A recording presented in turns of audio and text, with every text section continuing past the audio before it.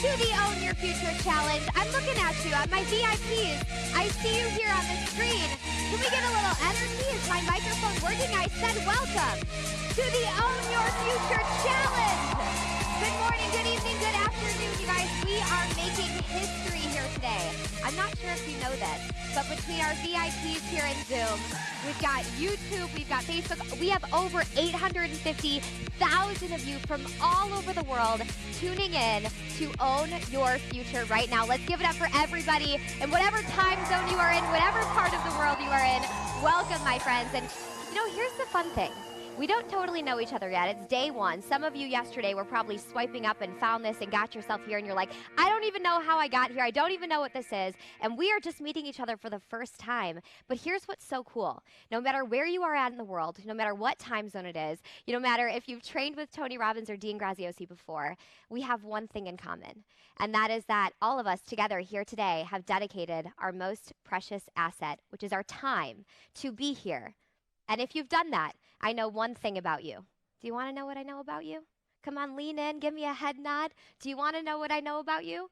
Is if you are here right now, then you've made a commitment and a decision to own your future. Let's give it up for every single person that is tuning in live for the Own Your Future Challenge, my friends. There is absolutely no one better in the world to take you on this journey than the two most successful, intelligent business minds that I personally know of. And that, my friends, is Tony Robbins and Dean Graziosi. And you are about to train with them. Let's go. My name is Carissa Kuchis, or KK, and I will be your host, your guide, but most importantly, your teammate over the next 5 days of training. And notice that I said 5 days of training. People pay hundreds and thousands of dollars to train with a lineup of speakers. Does anyone see the speaker lineup for this event?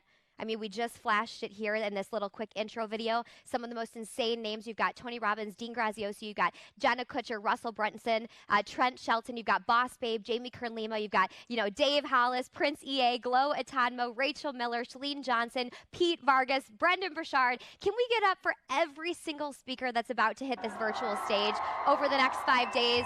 And I don't know, you might have come for one of them, but my promise to you is that you will fall in love with all of them. People pay thousands of dollars to coach and train with them, and you are about to train with them for 5 days. So my only request of you is that you play all out during this 5 days like you have paid for that. Are you up for this? 5 full days? I'm not sure if you're ready for what's about to go down, my friends.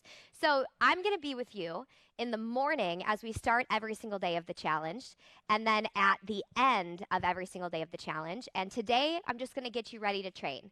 I'm going to get you ready for day one of the Own Your Future Challenge by sharing with you guys 5 things that you got to know. You can see that we are in this amazing, beautiful virtual studio that we have, and we're tuning in live to all of you from around the world. And there's a few things that you've got to know to train with some of the giants that you're about to train with today. Are you ready for this? 5 quick things, and we have Tony and Dean right on the side over here that are trying to get on stage, so I want to get them up here so we can have a really, really incredible day. And if you're ready, I want you to just put I'm ready in the chat box. Whether you're a VIP here in Zoom, my VIPs, give me a big old wave. What's up? I see you. Whether you are tuning in through a stream, if you're on YouTube or Facebook, wherever you're at. 5 quick things to get us started here today, and then we are going to begin the Own Your Future Challenge, okay? Number one thing that you've got to know is over the course of the next 5 days, you want to dedicate your time. There is something called the accumulation effect. Has anyone ever heard of this? Show of hands. It means that the things you're learning are stacking on top of each other every single day. Tony Robbins and Dean Graziosi don't do anything on a whim. It's thought out, it's strategic. They have been obsessing over what you're going to learn over the next 5 days for months. And now you're here. This is the time. It's happening. But you want to make sure that you're setting aside the time. If you're here today, you're already doing that. It's every single day, a couple hours. Make sure you block off this time. If you've already done that in your calendar, just put both arms up in the air and just give me a double fist bump so I can see that. That's kind of my signal that I know you're with me in the virtual world. Okay, cool. So dedicate that time. You want to be here all 5 days, every single day. Do not miss a second of it. Second thing is you want to play full out, okay? I recognize some of you may not even know what this is about. You may have saw an ad or you swiped up on something and you found yourself here. Just commit that you'll go all out into the training. So what does that mean? It means take notes like crazy. Have any of you ever done school before or learned anything before or attended a seminar or an event and you were like, this was so amazing? And then maybe you left it and then some of the things didn't get integrated. Sometimes that is because of the way that we are training. So you want to take notes, whether that's by hand or you're typing it, but what that's going to do is increase your retention level up to like a 90% over the next 5 days when you're training alongside of Tony Robbins and Dean Graziosi. Anybody here want to up their retention level by, I don't know, 90% by a show of hands? Just curious? Yes? Cool. So take notes, really play all out, give everything that you have. And then number 3 is be open-minded. When you're over here with us for the next 5 days, you're going to have a bunch of speakers. They're going to be sharing with you some of the most insightful instincts that anyone's ever shared, truly. This is something that's brand new, this type of content. Dean's so unbelievably excited to share it with you guys. And you want to have an open mind. There's a thing called the I know mind, right? Where you're like, oh, I know that. Oh, I heard that before. Oh, I read that somewhere. Anybody know someone that does that all the time? Like, oh, I know that, I know that. Is there a difference between knowing something and doing something? Yes or yes? This is about the doing. This 5-day experience is about you implementing these things so that they're really, truly real for you and that you're the owner and the creator of your future. Are you up for that? Yeah? Okay, cool. Another systems thing is that I'll be with you every single day in the morning, and then we'll bring up our speakers. So you've obviously got Tony Robbins, you've got Dean Graziosi, you've got Jenna Kutcher lined up, and then I'll be with you at the end of the day. At the end of every day, you're going to have a full day of training, and then I'm going to come up and I'm going to give you a challenge, or an assignment, if you will. And that is something designed by Tony and Dean for you to take what you learned during the day and then implement it into your lives at the end of the day. So it'll be a little challenge, a little worksheet that we'll give you, and I'll explain it at the end of every day. You'll go complete it at the end of the day, and then come back for the following day for new training. If that makes sense, give me a thumbs up. Okay? And then the coolest part of this entire thing is that you're going to get a bunch of prizes and gifts and giveaways for just showing up and playing all out. You don't even have to be in VIP for that, but wherever you are at, if you're in VIP, you know, you guys are doing well because we can visually see you guys, but play full out, give everything that you have every single day, and our Own Your Future team is going to be standing by watching the way that you show up and participate, and they're going to be picking winners. And then at the end of every day, I'm going to be back up here. I'm not here for a long time, but I'm here for a good time. And when I come back up, that means I'm going to be announcing prizes and giveaways. And I actually saw some of them, what they are. You can win iPhones, you can win Apple Watches, you can win tickets to live events that Dean, you know, Tony are hosting. You can win even a Peloton. I was like, am I able to win the Peloton? Is that possible? Anyway, show up. All you got to do for that is give everything that you have. I recognize some of you here may have never done a 5-day experience like this. Anybody here first time? You're like, what is this? I'm not, okay, you're new. And then you're like, who's this crazy chick with all this energy jumping up on my screen? Listen, I'm not telling you you have to come up with all this crazy energy. I'm just saying own your future. And if own your future looks like showing up with a little bit more of yourself, are you up for doing that? Show of hands, are you up for doing that?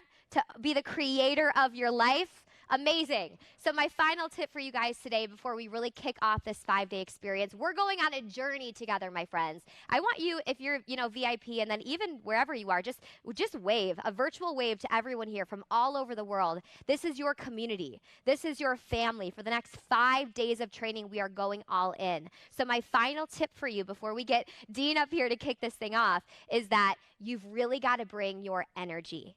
And that word scares some people, especially my people on here like, energy, I'm here for business. What do you mean? I'm here to train with like Tony Robbins and Dean Graziosi. What do you mean energy, KK? Here's what I mean. Really quickly, if you would, sit the way that you would sit in your seat if you were owning your future. Like, what would that physically look like in your body? You were the creator of your life. You were owning your future. It was exactly as you wanted it. It didn't matter what's happening in the economy or in the world. Like, you stood still and firm in you and what you created for your life. So look what happened, right? Your shoulders went back. Ladies out there, you like let the girls out to play. You got your head up. See some of my guys over here like, what's up, right? There's a change in your physiology.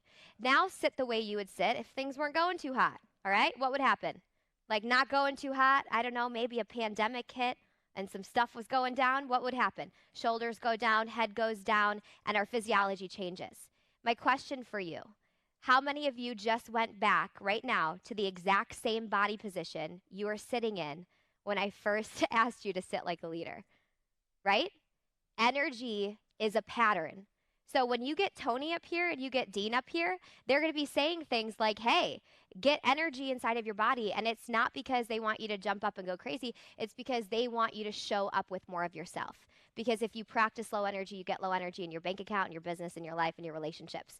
So if we want to give everything we have to the creators of our future and own our future, are you willing, with me as a team, to show up with a little bit more energy? Just simply like that. If you are with me, put "I'm with you" in the chat box. If you could go all in, my VIPs, give me that double fist bump right here, my friends. And we're going all in, yes? So let's crank that energy for just 10 seconds. Let's get a little bit of energy in your body. If you are physically able to, stand up and move the energy. Just shake it. Give me that big stretch up, big stretch to the side, big stretch to the other side, and say, I own my future. I own my future. All right, you crazy energetic freaks, sit down. My gosh, they got a lot of energy, Dean. They got a lot of energy for you up here. Okay, my friends, are you ready to begin the Own Your Future Challenge? You have 5 full days of all-out training with the most intelligent business minds on the planet. And I truly see Dean and Tony right over here dying to get up on stage. So we can't get them up here unless you are in the state that requires you to be the owner of your future. So sit up in that chair with lots of energy.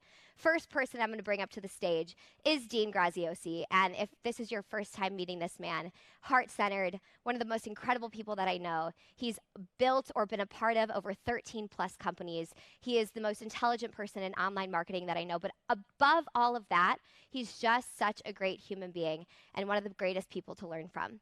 So we're going to bring Dean up here. We have a really awesome sizzle video to play for you to get to know him. And remember what I said, take notes like what? Crazy, write everything down you possibly can. And today is going to be the start of a 5-day journey for you to own your future. My friends, give it up for yourself. Look at that screen, pay attention, and let's get this thing started. Welcome to the screen, Dean Graziosi. Today we're in the company of a phenomenal success story. Dean Graziosi is a multimillionaire, New York Times best-selling author. Talking about over 1 million books sold total. We have a living legend, Dean Graziosi. We have a living legend when it comes to personal development. You're talking about a man who's hundreds of millions of dollars in sales. One of the biggest names in the history of this segment. He's also reaching millions of people online and is live. So much. You've impacted so many lives. We literally booked this event because we wanted you to come speak at this event.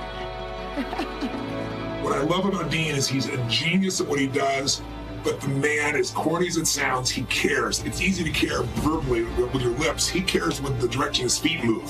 Hey guys, it's about 6 a.m. I'm on the top of Camelback Mountain. What's up, what's up? What's up, what's up? What's up, what's up? What's up, what's up? Just got done running the mountain. Well, it's entrepreneurs like Dean that are helping make the world a better place. What's even more remarkable is Dean started by chopping wood, rebuilding a trailer. You're a powerful, big spirit. Sometimes it takes someone seeing in you what you don't even see in yourself.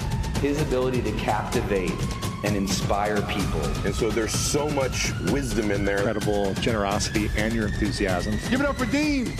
The man changed my life.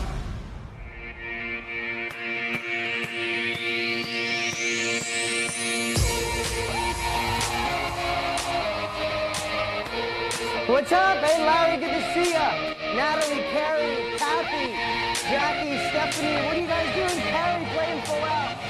Everybody in Facebook, everybody watching on YouTube, welcome to the Own Your Future Challenge. We're making a little history right now. All right, all right. Guys, thank you. Well, isn't KK awesome? She set the day up perfect, and I want to reiterate what she said. The time is the most precious asset in the world, but you're here, and it just shows that we're all kindred spirits. We all want to gain capabilities. And what I want to say is, if you're not even sure why you're here, you love Tony or you saw me and you're like, I'm coming because I want to own my future. I want to do something different. I want to unlock my creativity. I'm not sure. Then I promise you, you are in the perfect spot. But if you are a part of the digital economy, you do stuff online, the information age, and you've been dabbling, and you just want to get that traction, I promise you're in the perfect spot. And if you're already in this world, and you're ready to gain that next level unfair advantage, you're in the perfect spot. we have obsessed over these 5 days to really pull back the curtain and deliver capabilities in a time when we need it the most. Let's just say it like it is. This has been a crazy year. That would be an understatement to say it's crazy. Uncertainty at an all-time high. And here's the cool part. We can just face that no one's coming to save us. There's no politician, no matter where you are, in 190 countries around the world, nobody waving a magic wand to fix it. And that's so relieving. It's so empowering when we know it's on us. So if no one else is going to do it, no matter if you're one of those three phases, wondering, you're being an explorer today, you're being an investigative reporter, or you know why you're here, or you want to go to the next level, gaining capabilities and modeling people who have already been there is the fastest way to your end result. And that's why Tony and I obsessed to deliver you this over the next 5 days, a couple hours a day. You know, I've been saying this a lot lately, but I think it's really powerful. I've heard it for a decade, but it really sunk in with the world the way it is right now. The amazing hockey player Wayne Gretzky, when he was asked one time why he's so good at hockey, he said what he believes is most skaters go to where the puck is. They're all fighting to find that puck. But he figured out how to skate where the puck is going.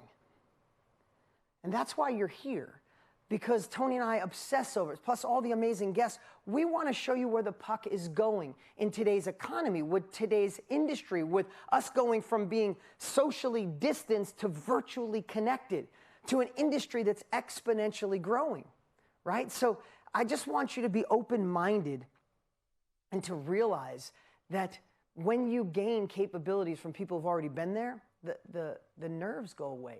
The imposter syndrome melts away.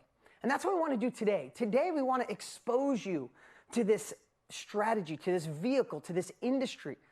We also want to bust some myths and get rid of that so you're not playing small. You've already missed too many great opportunities in your life, and we'd hate for you to miss this one. In fact, I have over the next 5 days, I have a little silly analogy I came up with. This is how I take notes for you guys. So if you see me look down, I don't want to miss one thing today.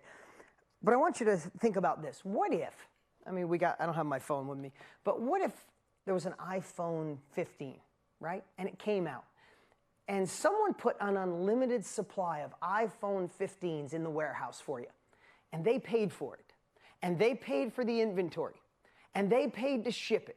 And all you had to do is tell people that you had these cell phones. How cool would it be to have an unlimited supply of an asset that people really want and need? Would that be pretty cool? Well, I want you to think about that, and I want you guys to play full out. Let me know in the chat, right? Let's play full out. You're here. Let's do this, right? I want you guys to realize that in today's world, with knowledge being the new currency, you have an unlimited asset that people want and need now more than ever.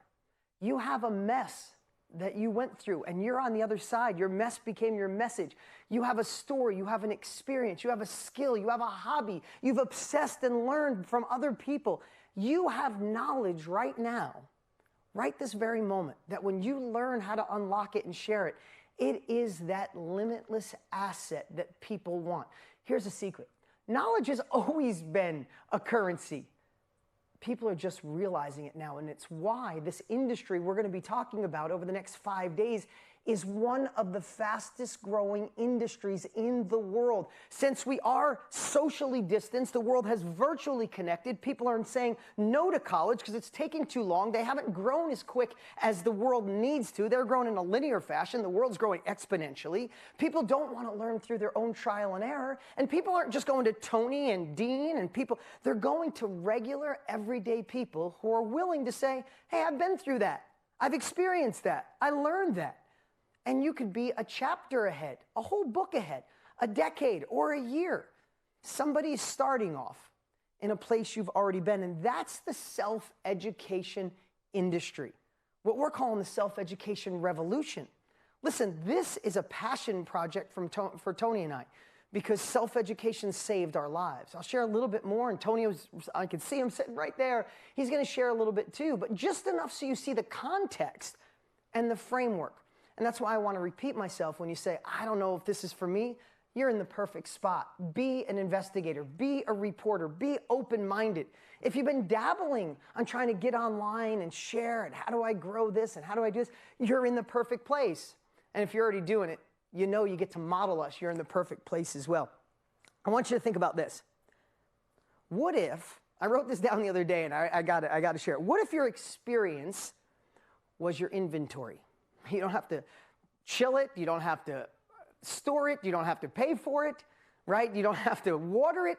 Your experience is your inventory. What if your knowledge is truly the asset? And what if our brains are the warehouse, right? When you look at it through that lens, you see how valuable what you have is. And over the next 5 days, we're going to pull back the curtain and not only allow you to see why this industry, why now, why you could be a part of it, no matter where you are, even if you're saying to yourself right now, I don't think so, I don't really have anything, feel like an imposter. I promise we're going to bust all that. But then we're going to show you exactly what to share, what you can sell, how to find the people that want it right now on social media. Instead of social media using you, it's used us way too long. It's time for you to use social media. And then how to elegantly share it with people through service, and then how to teach it through our story teach tool model that'll build a level of confidence that you'll say, I got this. And that transformation is going to happen over the next 5 days. So what KK said is true.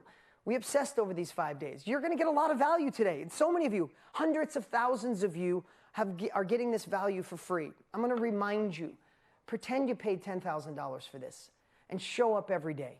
Seriously, sometimes when we don't pay attention. It's like, oh, it's great, it's Tony and Dean and all that stuff. This is happening because it's an unprecedented time in history. And if you know anything about my partner and brother, I am too, and he's taken it in my heart to a whole nother level. We're here to serve. So how can you thank us? Play full out. Take notes. Be open-minded. Stay all the way to the end. It's about 2 hours a day. Take the challenge. Go take the uncomfortable action. Do the homework. That's how you thank us. And if you pretend you paid, you'll play full out. So over those 5 days, again, if you're just dabbling, don't know, not even sure why you're here or an expert, you're in the perfect spot. And I want to share this. When people say, well, what would I share? I got a little story that I've been telling for a while and I'm going to tell you, but I want you to pretend. I want you to pretend right now that you have a week to prepare. Just think about it. You have a whole week to prepare. And you can prepare on a topic like relationships or health or your finances, your career. And you're preparing for a whole week. You're taking notes. Let's say you pick relationships, and for that whole week, you're preparing because you get the opportunity to spend 2 hours with your 20-year-old self. And you can talk on one of those topics. Maybe if you had more time, you could talk on all three. But you pick one. Say you pick your finances and you go, oh my God, I want my 20-year-old self to know that they have everything they need inside of them. They don't need resources. They need to be resourceful. They need to work on the little things. They can love their parents, but they don't have to replicate who their parents are. They don't have to listen to their college professor. They don't have to listen to that self-doubt. They are good enough. And that's on the mindset side, and you can overcome everything. But then when it comes to business, oh my God, learn from people who've already been there. You can do this, this, and this. And oh my God, you're actually good at selling because you sell through your heart. Could you imagine how excited you'd be for a week if you could write down all these things for your 20-year-old self? Or what about your relationship? Say, oh my God, in a relationship, I want my 20-year-old self to know that you are worth more than you gave yourself credit for. You could be the woman you're meant to be and have a man alongside of you. You don't have to give in and just be a mom or just nothing. You could be all of it. You could be super mom and run your business and be a wife or a partner or a friend. Imagine what, I don't know what it is. I'm just riffing here. But let me ask you in the chat, and I can see all the different chats. What would it be worth to you to go back, to have a week to prepare, and then spend 2 hours with your 20-year-old self? Let me know in the chat what that would be worth, right? Everything, priceless, everything, priceless, priceless, priceless, right?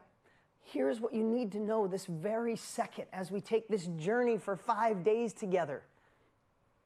There is somebody right now that needs that information from you as much as your 20-year-old self. And when you have a process to see how to extract in one category, and Tony and I have been blessed to work with people in 4,700 different niches, different categories. When you have the opportunity to see that you've been through a mess, you have an experience, you've spent time going through things, you have knowledge, and someone else is starting at the beginning. And you know what they're doing? They're like, I could figure this out on my own, but who's been through it and is willing to share? That's the knowledge industry, the self-education industry, the information industry, the upscale industry, whatever you want to call it. And we're just going to try to take away the mystery of it today and allow you to see why this is the time. You know, did you ever see a surfer? Some of you probably surf. I love watching surfers. I don't know how to surf at all, but I love watching surfers.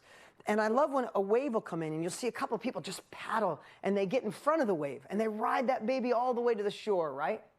But don't you see about 20 others that go, is this a good wave? Should I do this one? Maybe. Yeah, I think. And what do? They paddle and the wave goes underneath them and they miss, right? And there's no way to catch it. That's why Tony and I are doing this right now. It's why we invited our friends. This is the wave coming in. And it's only scary when you don't know how to do it, where you don't know how to scale, or you don't know how to take it to another level. And that's why we brought the best in the world to deliver those capabilities. And I want to take a few minutes and just tell you why this is so important to me. Tony has a story too, and he'll share his. But I want to tell you what self-education has done for my life. And I think through this story, you'll understand why we're so enthusiastic and passionate. So we all have our own stories, right? We all have our own experiences. We all have our own life. But for me, as a kid, I watched my mom. My parents split when I was 3, and I watched my mom work 3 jobs to make nothing. And I watched my dad work in a collision shop till 8 o'clock at night to have nothing. And they always worried about money and bills. And I just remember being young. I'm thinking 8, 9 years old saying, I got to fix this. I didn't know how I was going to get there. I wasn't the smartest kid in the world. I had dyslexia. I barely got out of high school. I didn't go to college. But I was determined to help my mom. And we all got our own story, right? We all have our own journey. That part of life was meant for me. Like Tony says, life happens for us, not to us. And I pressed really hard. And by 17, I had a firewood business. By 18, I was fixing cars. By 19, I was buying wrecked cars, fixing them up and selling them. And then I got a collision shop and used cars. And I started getting apartments and I started building houses. By 25, I was on my way and doing really well. But has anybody in here ever had a little success in your life, but you were really hosed up? Like you were doing it for the wrong reasons. You were running away from something painful. It just was success, but you weren't really fulfilled. And all of a sudden, late at night, I watch a TV infomercial, because that's all there was back then, 25 years ago. And I saw my partner and brother, but back then he was just this awesome dude that spoke right into my heart. And I just believed everything he said. Anybody have that experience with Tony? Right? He spoke into my heart. I picked up the phone. I ordered everything I could off this infomercial. My family told me I was nuts. My dad told me to get a refund. He said, you really paid for someone to talk to you? I could talk to you for free. And I'm like, yeah, and I love you, Dad, but if you talk to me, I'll get what you have. This guy seems like he's got another angle. And it was so long ago, I had the earbuds with the Sony Walkman, and I have devoured it. I listened to everything. And then I got Power Talk, and I listened to Eckhart Tolle and Wayne Dyer and Jim Rohn. I learned about Jim Rohn and all that. And my life shifted. I want to tell you what happened in that moment. There was 2 things, and that's why you got to hear this. There was 2 things that happened. One, I wasn't as hosed up anymore. I found a way to find success through a different light that I learned through, Tony learned through Jim Rohn, that success leaves clues, that I could focus on solutions. I don't have to believe old stories. I could do it through a more beautiful state. All these amazing things I learned. And it seemed like everybody was crazy now, except for the stuff we were doing, right? But it did something else. Not only did that put me on a trajectory to have more success than I could have ever imagined possible, it did something else. I invested with Tony. I sent his company money, and the only thing he sent me was information. And that information changed my life. I immediately was hooked. I was so stoked. I'm like, oh my God. Tony, I invest in him. He gives me knowledge that he learned from other people and from himself. I get to go faster. Hell yes, I'm in. I'm 25, 27 years old. I'm almost a millionaire from cars and real estate. I get all fired up. And I said, I'm going to teach people how to make money with cars. Now think about that. I'm going to teach people how to make money with cars. And it sounds silly, right? And you might think, who would buy that? But I was fired up. I didn't care. So pull this up, Mike. This is something I created in 1999 called Motor Millions. Yes, I got up at 4:30 in the morning every single day, and I wrote all these books on how to make money with used cars. You can pull that down, Mike. How to make money with used cars. And I'm like just pure fire. Like, I'm going to do what Tony does. I'm going to show people how to do this. And then all of a sudden, after the fact that I had to apply for 3 credit cards, 4 credit cards, maybe 5 credit cards at once and max all them out, because unlike today, where we can get started through social media for free and identify people for free, back then there was no social media. There wasn't even MySpace, no Facebook, no Instagram. It didn't exist. People said, why'd you and Tony do infomercials? Because there was nothing else. Carrier pigeon. Like, what else could we have done? Smoke signals. So it was about $200,000 to get started. I borrowed, used all my money, and I was just on fire. I'm like, I'm doing what Tony Robbins does. He changed my life. I'm changing other people's. I built the books. I filmed an infomercial. I had no idea what I was doing. I filmed an infomercial. I'm $200,000 in. And anybody ever go from the excitement until the so-called reality hits in? And all of a sudden, one day, I was just like, oh, what the hell am I doing? I'm not freaking Tony Robbins. I'm not I haven't made millions and millions of dollars with cars. Who the hell is going to listen to me? So I'm starting to freak out, and my confidence, that imposter syndrome's coming. And I said, I know what I'll do. I asked my friends, and oh, thank God I did, because when I asked my friends, they were like, you're a freaking idiot. We knew you were an idiot when you started it. Why are you even trying that? You're not a teacher. You barely got out of school. So I'm like, oh, they didn't help. So then I figured I'd call my sister, who is the most amazing woman in the world and has looked out for me since I was little. I called my sister, told her what I was doing. She gets in the car, drives 8 hours from Virginia to where I lived in upstate New York to sit me down, and that helped. No, she sat me down like an intervention and said, she wouldn't call me an idiot, but she said, Dean, I'm here to protect you. Stop it. Cut your losses. Go back to what you were doing. You don't know how to, you're going to teach people how to make money with cars? Come on. So if anybody's ever felt that, anybody have family in your life that love you and feel they're protecting you, but they make you play small, right? And I have to tell you, I got very lucky. I got really lucky, because I went for a walk where I still remember where I walked. It was by my grandmother's house in a little town called Milton, New York. And I took a walk, and I just felt like, you know, I had like that fight on the inside, the inner villain and the inner hero, whatever you want to call it, the two wolves, one saying, come on, you could do this. And the other one goes, you're an idiot. You just lost 200 grand. You're not Tony Robbins. You don't have a doctorate degree. You don't have a degree. Who's going to listen to you? And something happened on that walk that I want you to hear, because it fundamentally shifted my life. I wouldn't be here with you right now. I wouldn't be partners with Tony Robbins. On that walk, I had an epiphany, because when I was thinking and feeling overwhelmed about sharing, I was thinking, I don't know how to run a big car dealership. I don't know what the KPIs and the SOPs are, or Excel spreadsheets, or hiring lots of people. I don't know any of that. I'm going to look like a fool. But then I started to realize, wait, but that's not who I want to share this with. I found a way to flip an extra car a month through the classified ads. Something most of you that are under 30 might not know, but through the classified ads, I'd run ads to find people that were looking to sell. They went to trade their car in, and they were given too little of an offer.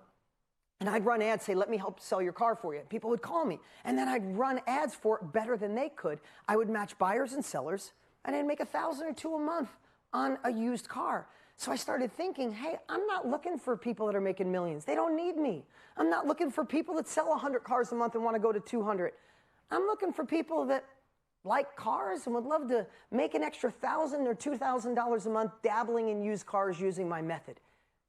And that was the biggest breakthrough in my life, because when I narrowed it down, I could talk to that person. I'm probably the best person on the planet qualified for that tiny little piece.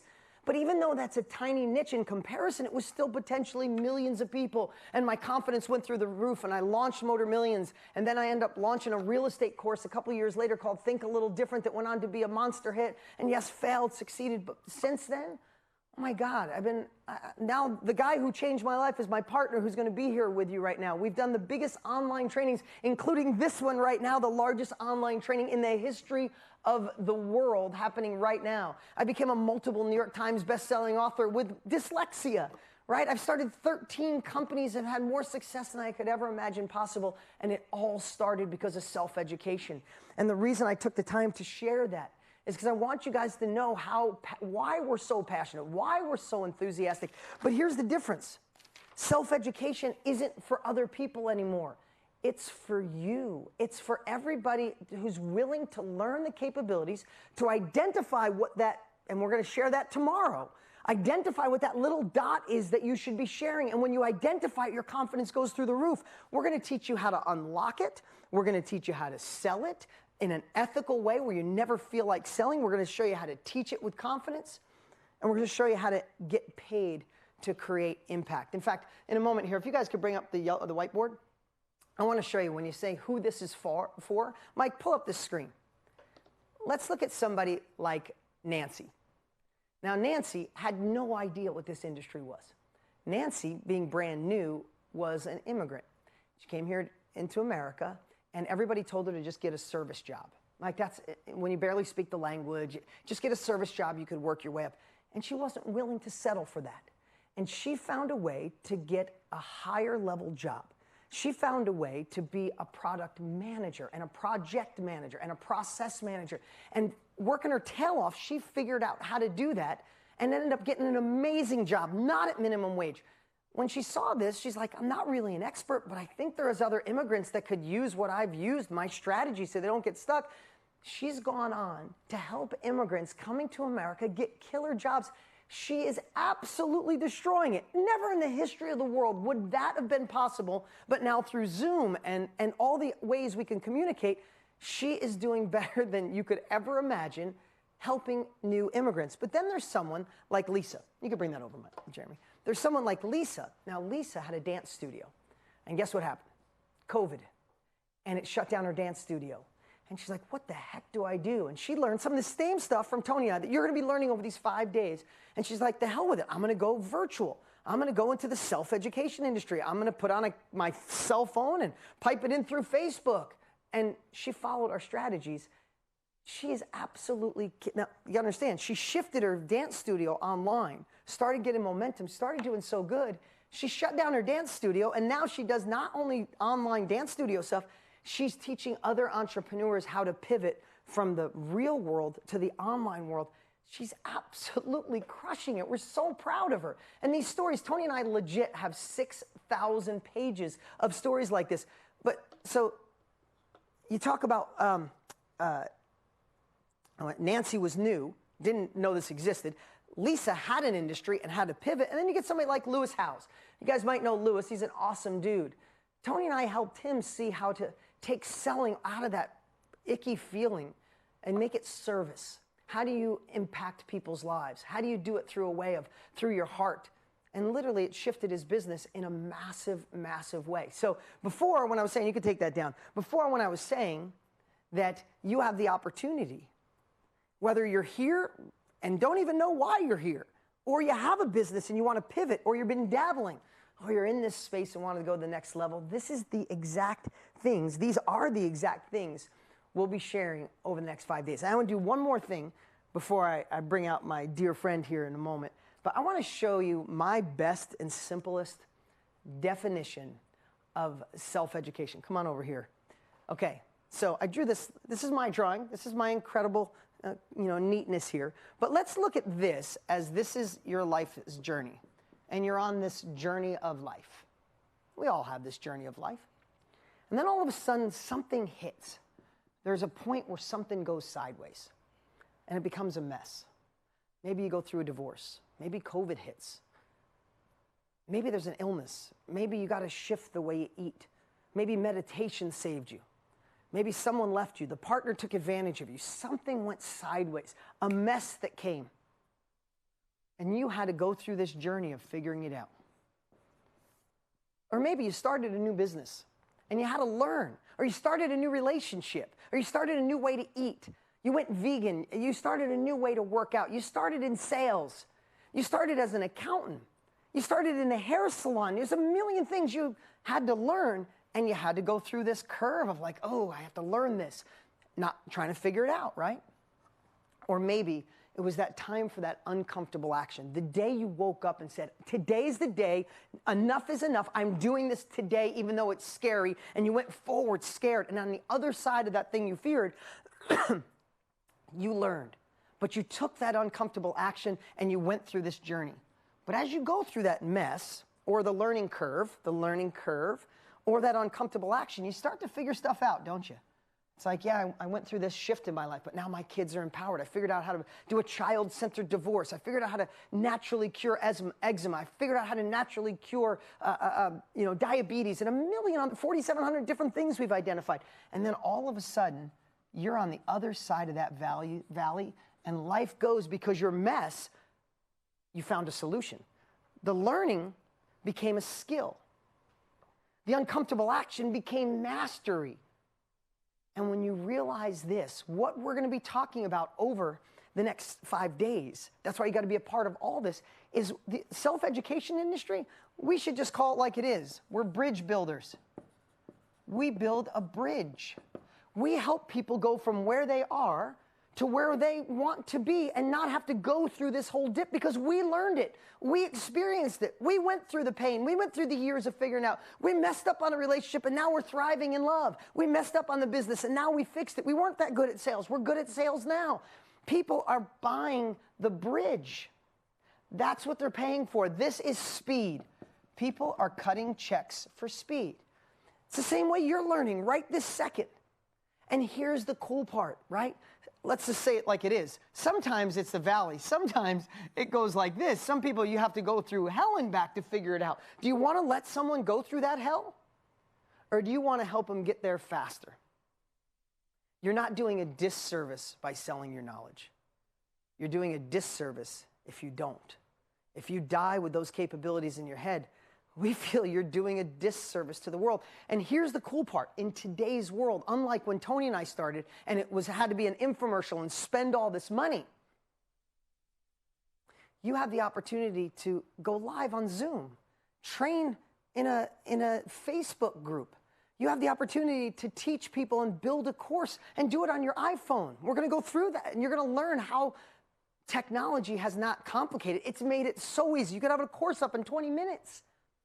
You're going to learn that you can turn your mess into a message. And that's one category.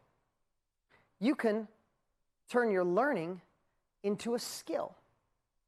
And you can share that, which means you're sharing your expertise, you're sharing your skill, you're sharing something you mastered. We can also turn our passions.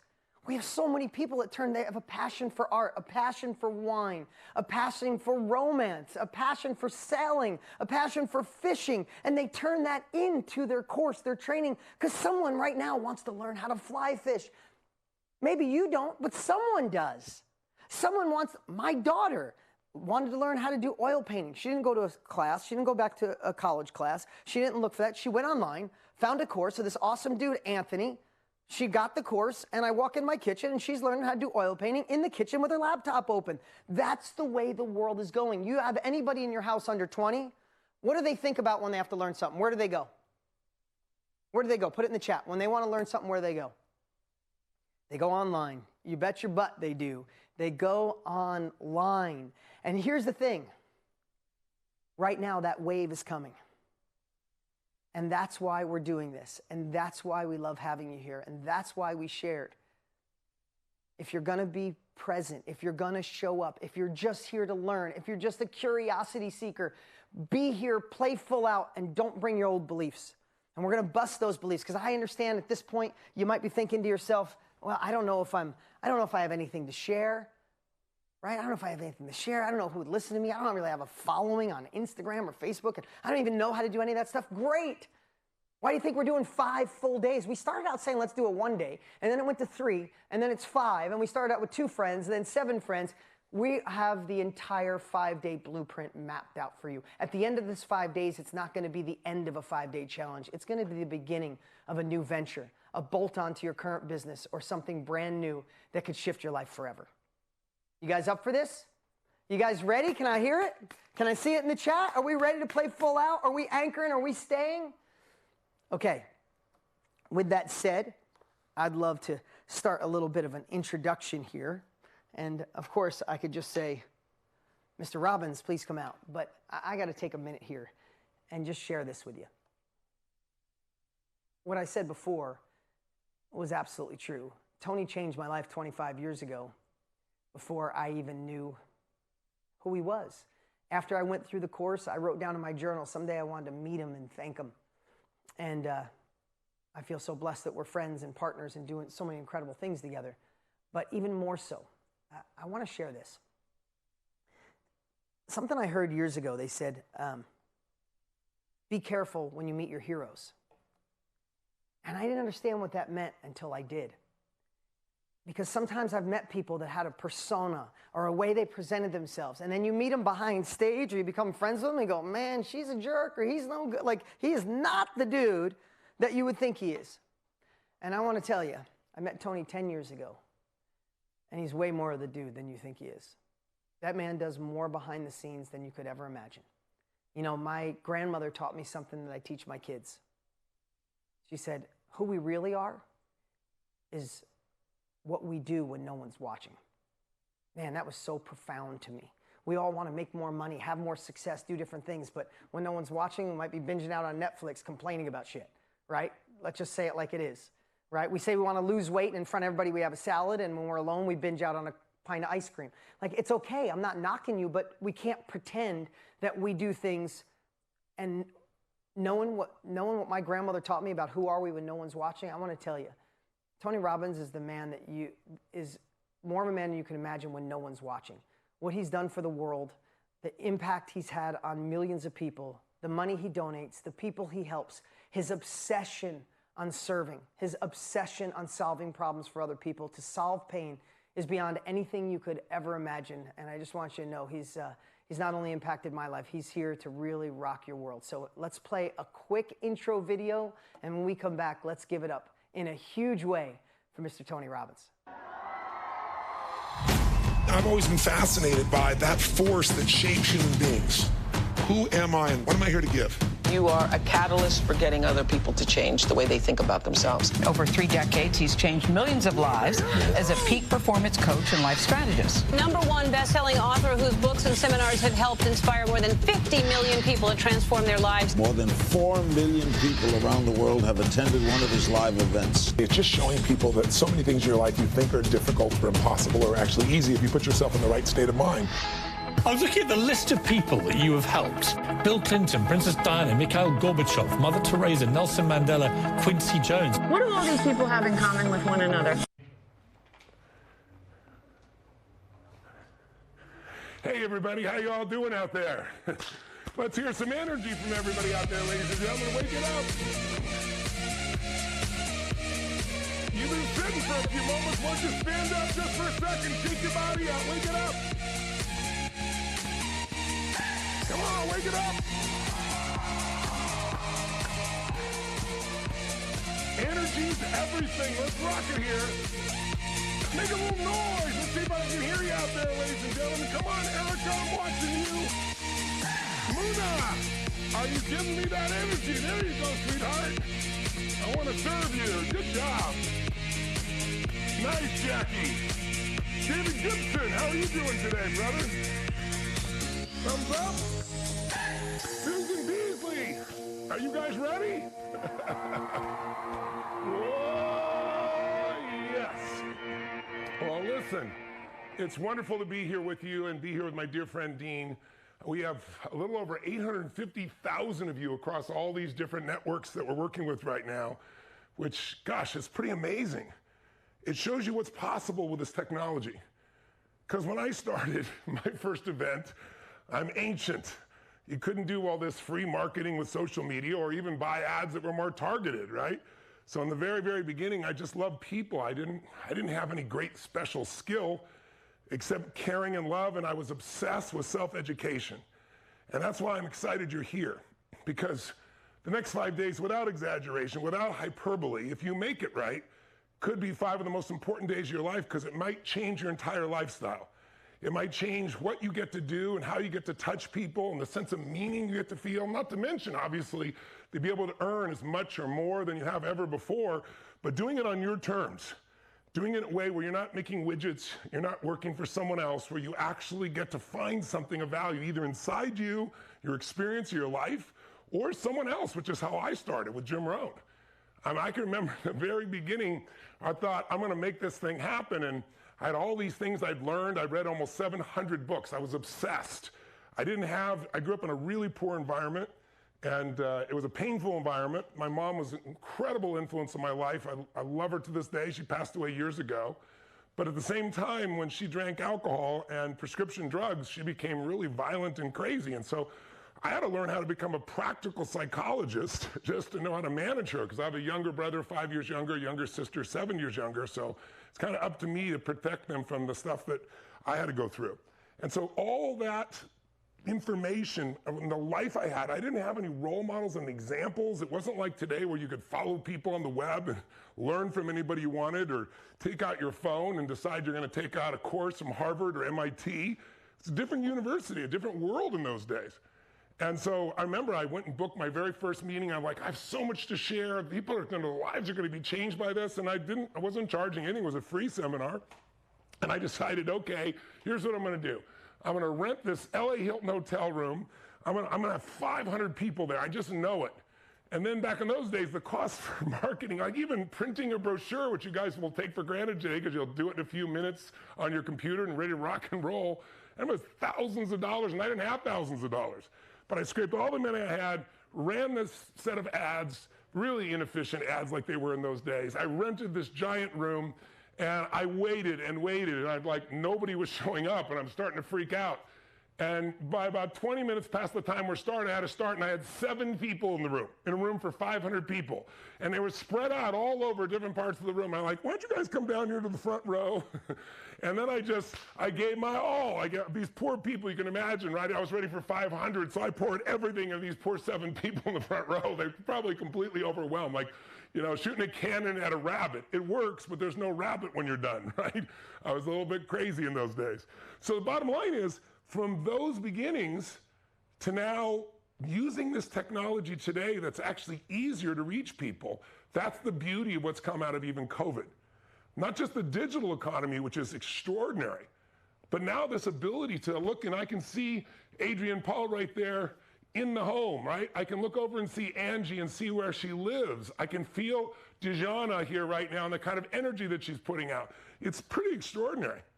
And all this came, by the way, I've been doing this for decade after decade. This is my 44th year doing this. Of course, I started when I was 2. You understand that, right? So, but 44 years of serving. So I've seen this evolution, you know, where we had cassette tapes was my way of communicating to people. Anybody old enough to remember cassette tapes or had personal powers? A few of you out there? So it's like, and you know, like Dean said, right? You didn't have drones, you had carrier pigeons. No, just kidding, right? And so we would go out and we'd work our tails off. So now we're in this world. So what happens at this point, you know, after 44 years of serving people in more than 150 countries around the world, I have a pretty great following, and I built these incredible events, and I was serving people all over the world. In a typical year like 2019, before 2020 hit, I went out to, was 118 cities and 16 countries. Some of those countries, like Australia, went 3 times. So I was living on the road, going for it, giving my all, loving what I was doing, seeing about 250,000 people in a year. And then all of a sudden, we had this big party for my 60th birthday, and I said to my wife, I don't want a party. She said, you're going to get a party. So I said, okay, I want a party with a purpose.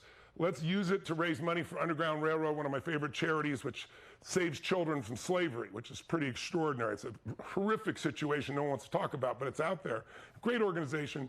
So she says, yes, we do this huge party. It's such a success. We raised $14 million. I added $5 million, so like $19 million. We're going to save roughly 20,000 children's lives. I'm like, this is the greatest day of my life. And 2 days later, people started calling me and saying, Tony, are you gonna cancel your seminar in San Francisco? And I had like 12,500 people. It's probably gonna be 15,000 within the next week. That's usually the last week it fills up. And I said, what are you, crazy? I didn't cancel when I had mercury poisoning, and I burned a hole in my esophagus. I lost 1/3 of my blood supply. They took me to the hospital, and the doc said, you'll be here for 4 days. I said, I'm in the middle of a seminar. Put me in a wheelchair. And I finished in a wheelchair. That's how insanely committed I am to serving. I'm nuts. So I said, I'm not going to cancel a seminar because somebody's worried about some flu, right? But then 4 days later, the whole world changed, just like you know. And all of a sudden, if you can imagine, what you do for a living made illegal. Because while I have 80 companies, I've learned business and didn't have any business background at all. We do about $6 billion in business. The company that matters most to me is the one that is my mission, which is my education company. Because this is what I'm made for. This is what I'm here to do. And it's like all these people need us right now. and it's the worst time, and they're not going to let me do anything with more than 10 people. So I said, screw it, we'll move to Vegas. They're not going to shut down Vegas. Of course, they shut down Vegas. Okay, then I'll do 12, we'll do 10 people in each theater, 1,200 theaters, we'll get 12,000 people in. Then they shut down the theaters as I was negotiating. Then it's like, okay, I'll rent one of those giant churches, like in Houston, right? One of these big mega churches, and I'll put everybody in that. They're not gonna keep Costco open and close the mega church, which of course, we all know now they did. And the one thing I said I would never do, and I'm so glad that whenever you say never, if you have a higher purpose, you go through your nevers. I said, I'm not gonna do this in people's homes. I'm used to the rock concert, right? We go 12, 14 hours a day and the music's pumping and you can all feel each other and see each other and high-five the energy. It's unbelievable. You know, people go to an NBA championship game like Pat Riley, if you know who he is.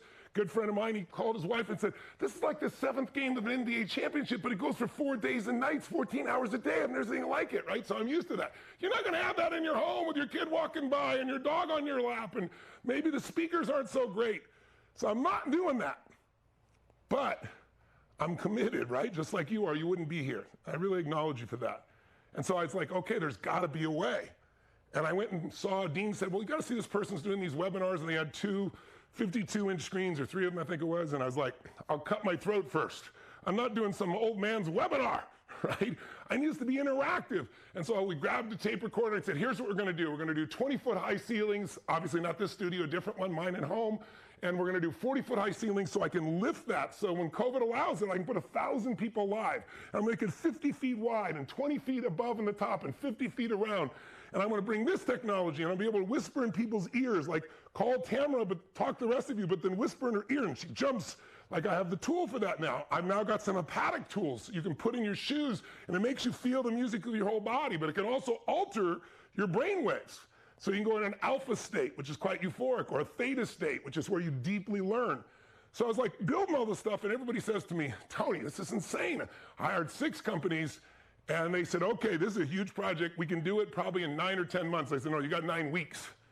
And they all said I was insane. I fired 3 of the companies and brought 2 more. And the night before, we were getting things still rigged, but we pulled it off. And now, so typical year, somewhere to 16, 18 countries, 115, 118 cities, see 250,000 people.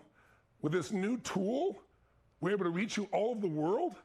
Guess what? All of a sudden, I've seen more than 2.3 million people in the last year, and I had time to have a baby girl, which is my favorite thing of all at 61, which I'm so grateful for. Thank you, I appreciate it.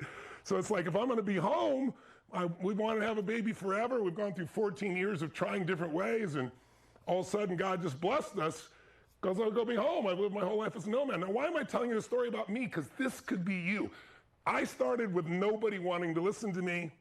I started with no skill set. I had no degree. In fact, I called myself a coach because I hated being called a motivator, because I certainly know how to inspire people, but I'm a strategist. Motivation without strategy is like a chicken with your head cut off. So it's like, what am I really? I'm a coach. A coach isn't better than the people they're talking to. I've never been better.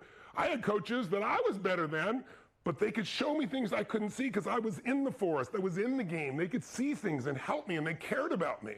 So that's what I decided to become. And when I started, I remember I was on Larry King when he was the biggest thing in television. I just went coaching the President of the United States, Bill Clinton.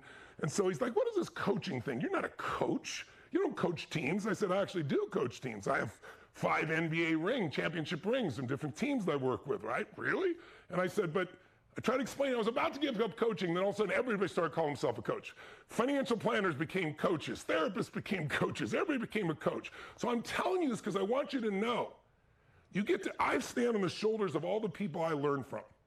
700 plus books, people like NLP, neuro-linguistic programming, Ericksonian hypnosis, Gestalt therapy, the number of tools that I've learned over my life from other people before me is why I'm here. But what you learn to do is you play other people's music first. Like I promoted Jim Rohn. How many of you know who Jim Rohn is? Any of you out there know? A few of you do? Awesome.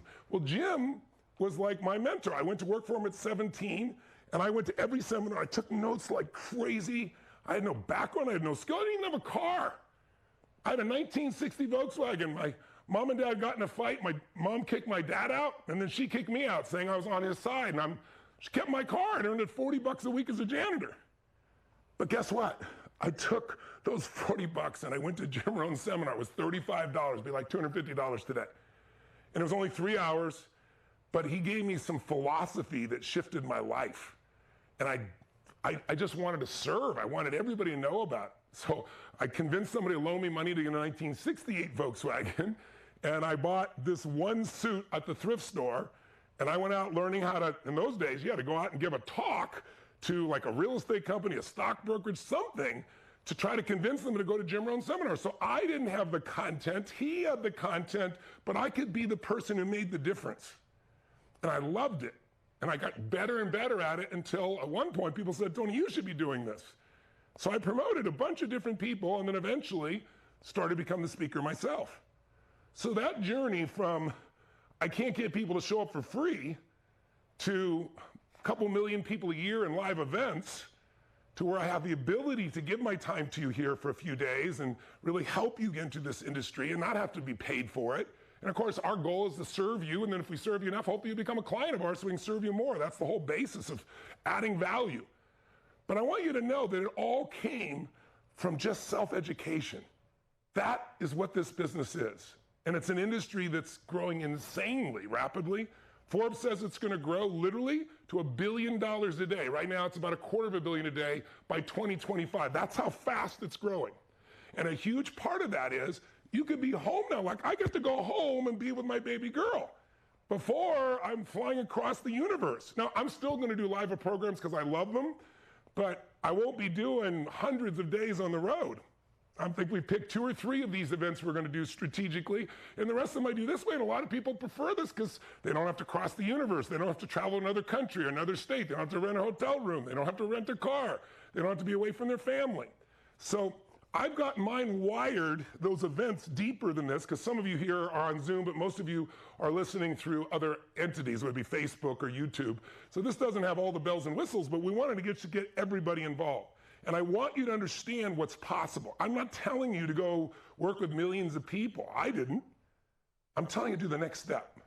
If you do what's next, and what's next, and what's next, and what's next, there's going to be a time like I used to overestimate what I could do in a year, massively, and I'd be disappointed. But I underestimated what I could do in a decade. And my dear friends out there, and I call you my friends because if you're here committing 5 days of your life, even though there's no charge, it shows me you're hungry. And that, by the way, is the #1 ingredient for success. People ask me all the time, what does it take? Well, I love insanely intelligent people, wickedly smart people. I love that. But a lot of really smart people can't fight their way out of a paper bag when it comes to pragmatic things. Who agrees with me on this? Who knows somebody like this? Say aye. That's right. So the bottom line is, I really want to find people like, what is that difference? And I'll tell you, it's hunger. It's the hunger to be more, to do more, to give more, to create more, to live life on your terms and not to settle. When we say own your future, what does that mean? It means literally not fitting into somebody else's plan, but creating your own. Because if you don't create your own plan, if you don't create your own system, you're going to fit in somebody else's plan, and I'm here to tell you, you're probably not going to be happy with that plan. It's not that they're a bad person, it's just they don't know all your needs, only you do. And so this is not easy. This is not like, let's go do this and I'm going to be rich overnight. If you believe that, you're in the wrong place. But if you want to get financially secure real quick, doing something you love and mastering some skills that can grow into something that can give you total financial freedom, then I don't know a better way than your own business, and I don't know a better industry than self-education. Because let's be honest, the school system is a disaster. Right? It's a disaster. We have $135 trillion. What is the number? It's an insane number now. I don't know the total number. I think it's almost 135 trillion for all our kids that have this debt. And what do they have for it? 23% of college graduates actually work in an industry that they were actually preparing for in school. So another way of saying that is 77% don't. Of the 23% that do, by the way, studies show 50% say they hate what they do. And all the rest of the people are doing things that they're $100,000, $200,000, $300,000, $50,000 college education income for. The average person has $30,000 of educational debt. But what has that education done? Most of it was done by people who are really good professors, I'm sure, but have not practically done anything in the real world. And so there's no practical knowledge. And so what people are hungry for, I find, and it's gotten, 44 years, I've got to see it. It's gone like this. Now it's the standard. Self-education is the standard because people say, I want to talk to somebody who's actually gotten the result over and over again, not somebody who can tell me verbally. I don't listen to what people say with their lips. I see how their feet, their body, and their lips move in the same direction. Then I know it's somebody to listen to, somebody who produces the result. So I got to ask you a question. Do you think if you committed the next 5 days and you decided to master this, not babble, and you listen to all the people you're going to have here, and by the way, there's so many, I wrote some of them down. Some of my friends like Jamie Kern-Lima, I don't know if you know her history, but if you don't, she listened to my stuff. This is so fun for me at this stage of my life, but she listened to my stuff when she's working at Denny's and trying to figure out how to make it, and she took $200 and bought my personal power program and made this investment. Again, like me, she made a big investment in herself. And she listened to it, and it turned her around, and she built IT Cosmetics and sold it for $1 billion with no background whatsoever. And some of the people that told her what she couldn't do, she told me a story once, I want to punch this guy in the face. Sometimes you need to raise money if you're building something that big, right? So she goes to venture capitalists, and one of them, the last minute, changed his mind and decided not to invest with her after it really looked good. It was huge disappointment. But she's so smart. She said, tell me why you didn't. I'm okay that you didn't. I understand that's your choice, but will you tell me why so I can learn from this? He goes, you really want to know? And he said, yeah. He goes, no woman's going to buy makeup from a face like yours. How's that for a personal slap in the face? I think it's pretty cool he didn't invest and he got to see he lost $1 billion. I think, massive success is the greatest revenge, right? And she's done that. You know why? Because she's relatable, because she's real, because she's a good human being, and because she's also got extraordinary products. You're going to learn this week from Russell Brunson. Dear friend of mine, but his background was a wrestler, an educated guy, a brilliant guy, unbelievably passionate guy. But once again, what makes him? He's real. He's so sincere. He's got a business now he's built up that's worth almost $1 billion as well. He hasn't sold it yet, and I hope he doesn't, because he's still helping a lot of people. You're going to learn from, Jenna Kutcher started with a camera she bought for $300 on Craigslist. And she's a mama, and she didn't want to have to travel and do things like that. And she started to do this blog and share with other women and do the photography, and she's blown it up into, she's the CEO of a multi-million-dollar business while she's home with her kids. How cool is that? These are real people, and you're going to learn from each of them. Trent Shelton, I don't have to tell you about Trent. Most of you know Trent's background and what he's like today and the kind of social influence he is. So you're going to be learning from these people. So here's my question. If you really committed yourself, if you did what I did, you just decided, I'm going to become a learning machine. I don't know what to do. I don't have the background. I'm not famous. I don't have a degree. I don't even have any cash.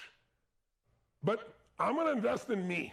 When I interviewed Warren Buffett, I wrote a book called Money Master the Game. I interviewed 50 of the most successful investors in history, all self-made billionaires. Nobody from the Lucky Sperm Club. Nobody inherited, right? They all had to do it on their own. And as I dug through them, I get to Warren Buffett. And I said, one of the questions I asked him was, what's the most important investment? What's the best investment you've ever made? And I'm thinking Coca-Cola or Apple or one of these things he's going to tell me. And I'll swear to God, he looks at me and he says, Tony, it's what you teach. I said, well, I teach a lot of things. He goes, it's investing in yourself. He said, I became wealthy not just because of my knowledge and constantly educating myself, but I went to Dale Carnegie and I learned how to communicate that. Without that, my ideas would have died on my lips. He goes, self-education, the investment in your own skill set is the best investment on earth because it keeps growing in its value as time goes by. So you're going to have all these people. Will you commit the time, the energy? Will you tonight, at the end of each 2 little hour session, we're going to give you a little assignment. It's not a huge one, but it might be a little uncomfortable. Will you do what's uncomfortable? In order to get yourself where you can be financially secure and free and do something that's incredibly meaningful. Not instantly rich, but instantly starting to feel excited and fulfilled and earning in a very short time. And for some of you, earning more than you're doing now, but doing something you love and, again, doing it on your terms. That's what we mean by own your own future. But would you do that? And if you did, what would be possible if you just said, I'm going to immerse myself in every skill, every ability. I'm going to do it while I do my other stuff. I'm going to do it once a week, or I'm going to do it once a day for an hour. And I'm going to just keep doing this beyond the 5 days. What would be possible? Here's a question. Jim Rohn used to ask this question, my original teacher. He said, can you earn twice as much money in the same amount of time? Yes or no? Give me a thumbs up or a thumbs down. Show me. Yes or no? Of course you can. So then he said, could you earn 3 times as much money in the same amount of time? Yes or no, guys? Give me a thumbs up or a thumbs down. Yes, you're still there. Could you earn 10 times as much money? I'm asking you sincerely, is it possible for a human being to learn how to make 10 times as much money in the same time? Yes or no? The answer is clearly yes. So guess what? Why wouldn't you? And how does that work? Because I remember he said that, and I was like, yeah, that makes sense. But then there was this part of me that's like, but wait a second, I've had 4 fathers. The number one argument in my family was not about excess capital, right? It's because we didn't have money for food. You know, I provide 100 million meals every year. I've done this as entering my 7th year now. And I fed 42 million people over my lifetime. And then 7.5 years ago, I was doing this financial book, and I saw all these billionaires, and I'm watching Congress cut food stamps. They call it the SNAP program now, but it's the same thing. It's food that's needed by families. I grew up on some of this, so I understand what it means. It's not a statistic. And they cut it by $6 billion. It means every family would have to give up a week's worth of their food every month unless the private sector, people like you and I, step up. And Feeding America is the largest organization. So I partnered with them and said I'm going to feed 1 billion people. It was pretty exciting. I was like, how many have I fed in my lifetime? 42 million. What if I did 50 million in a year? What if I did 100 million? What if I did it for 10? What if in 10 years I've provided 1 billion meals? And I'm about 750 million meals into that right now in 6 years. It's one of the most fulfilling things I've ever done. But it comes from expanding your thoughts and finding a way to add more value. And where I learned this is Jim Rohn. I have to acknowledge him. He taught me some very simple things. He taught me, Tony, for things to change, you got to change. Stop looking anywhere else but you. For things to get better, you've got to get better. And I knew he was right. And then he used to say, work harder on yourself than you ever do on your job. In other words, you've got to become more valuable. But I was haunted by all my fathers. I was like, all my fathers were broke. We had no money for food. I was like, how, what? And I finally got to talk to Jim Rohn personally. I said, how do you explain this? And I'll never forget what he taught me, and I hope you'll hear me right now, because it's such an important distinction. It's so simple, but so important. He said, Tony, when I talked about making twice as much money in the same time, or 10 times as much money, or 100 times, it's only possible if you understand how life is rigged. He said, we're all equal as souls on this planet. No soul is better than another soul, but we're not equal in the marketplace. And I said, what do you mean?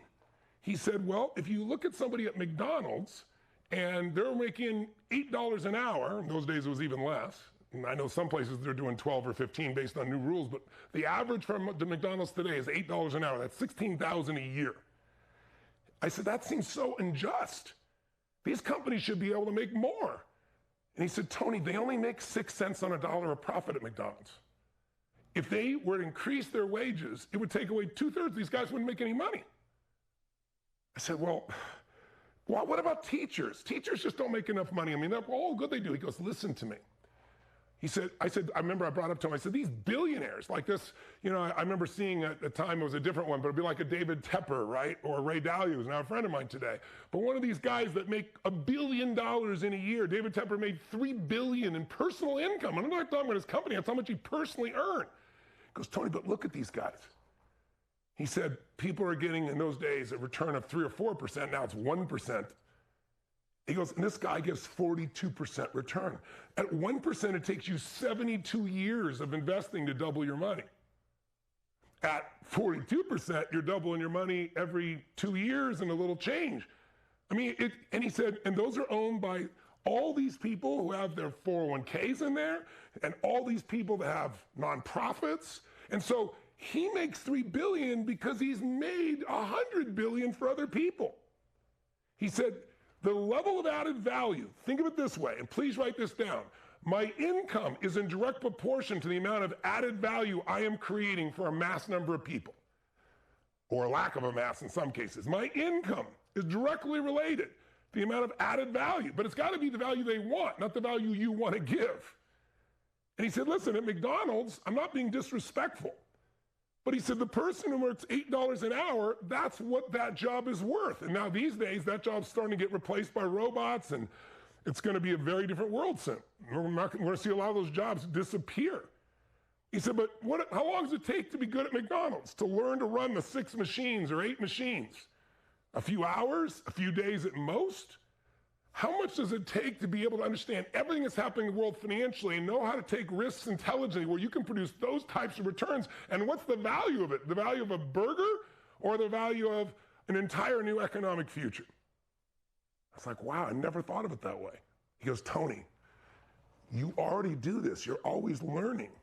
Make your learning lead not to knowledge. If you let your learning lead to knowledge, you become a fool. That's what we don't want for you this week. Let your learning lead to action and you'll become wealthy. And when he said wealthy, he didn't just mean money. That was a great thing about Jim.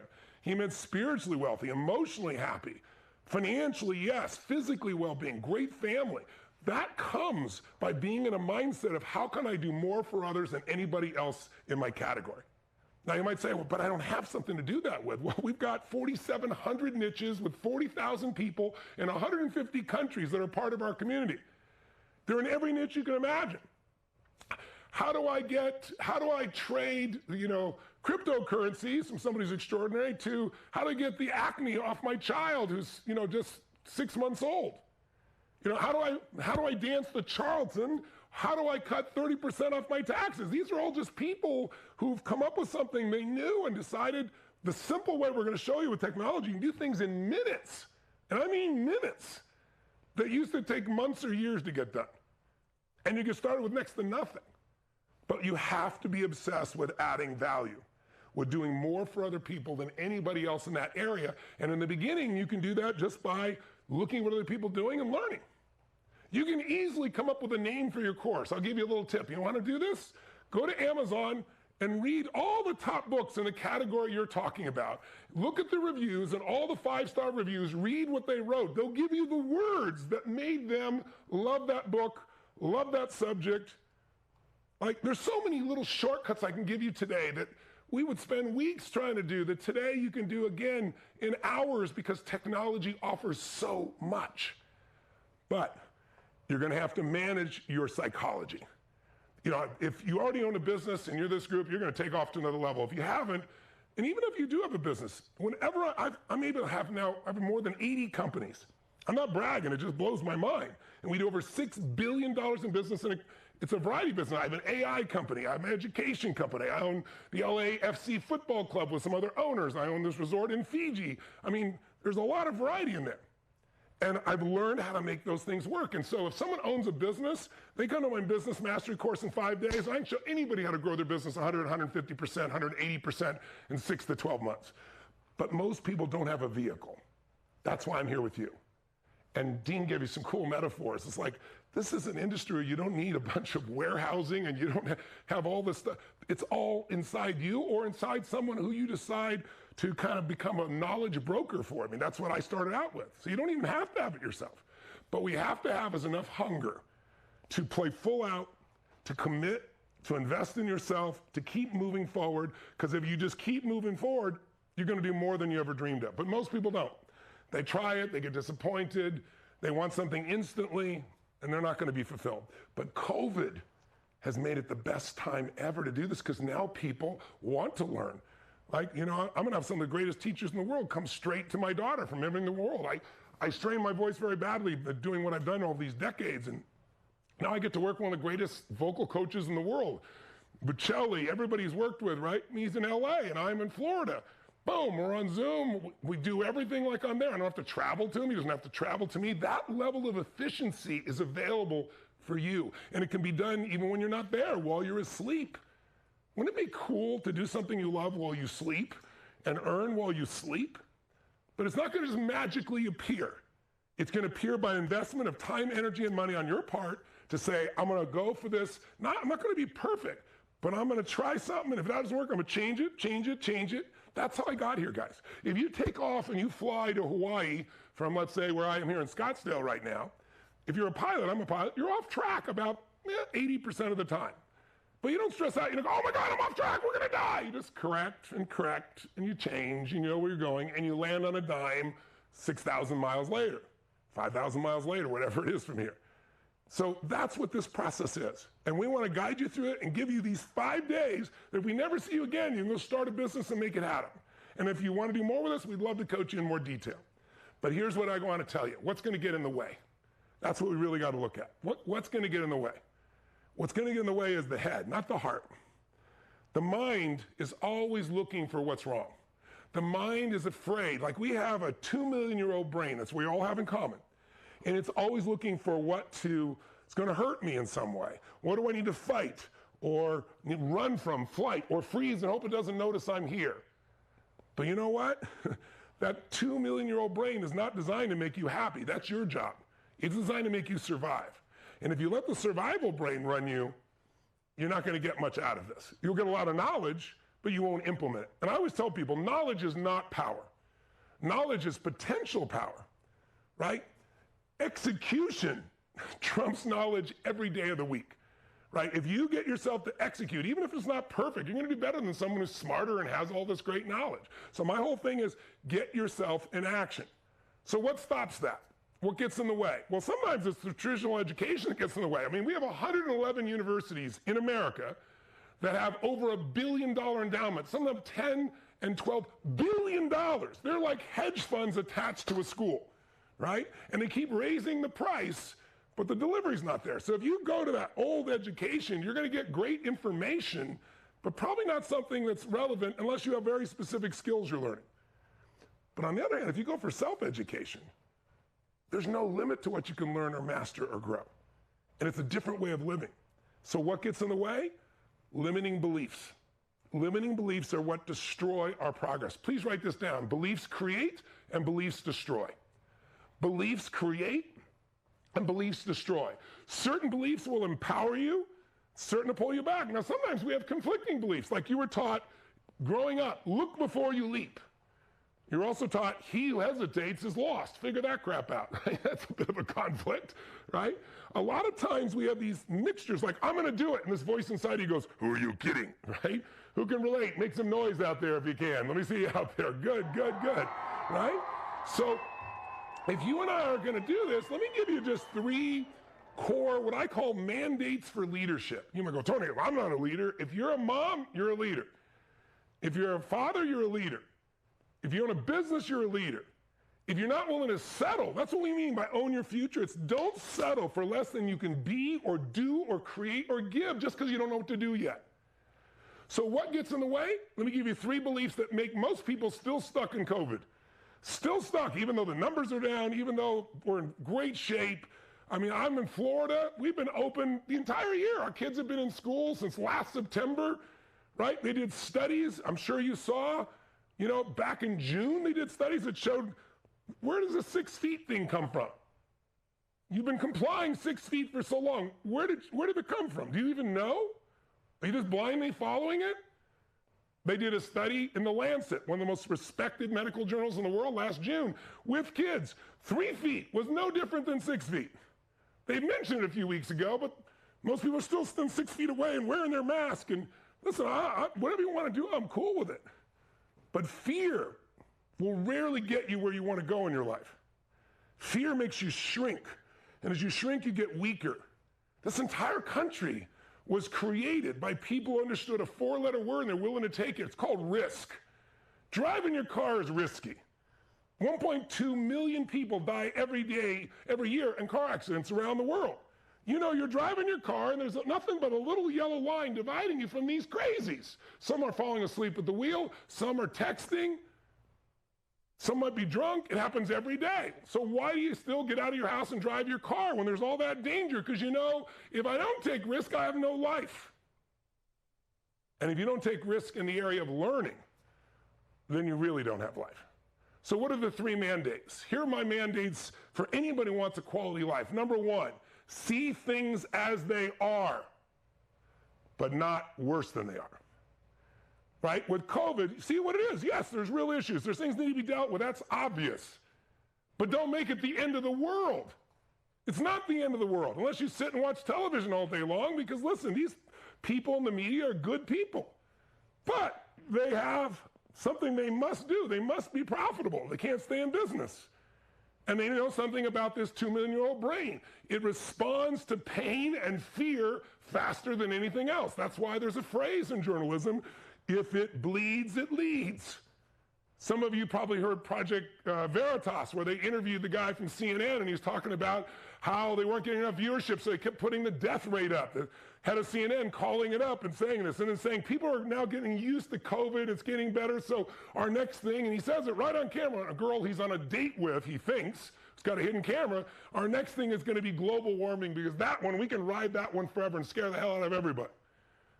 I mean, blatantly talking about what they're doing. They're not bad people. They just know how to get your attention, right? We're no longer an information society. That one died a long time ago. There's too much information. We're drowning in information. We're starving for wisdom.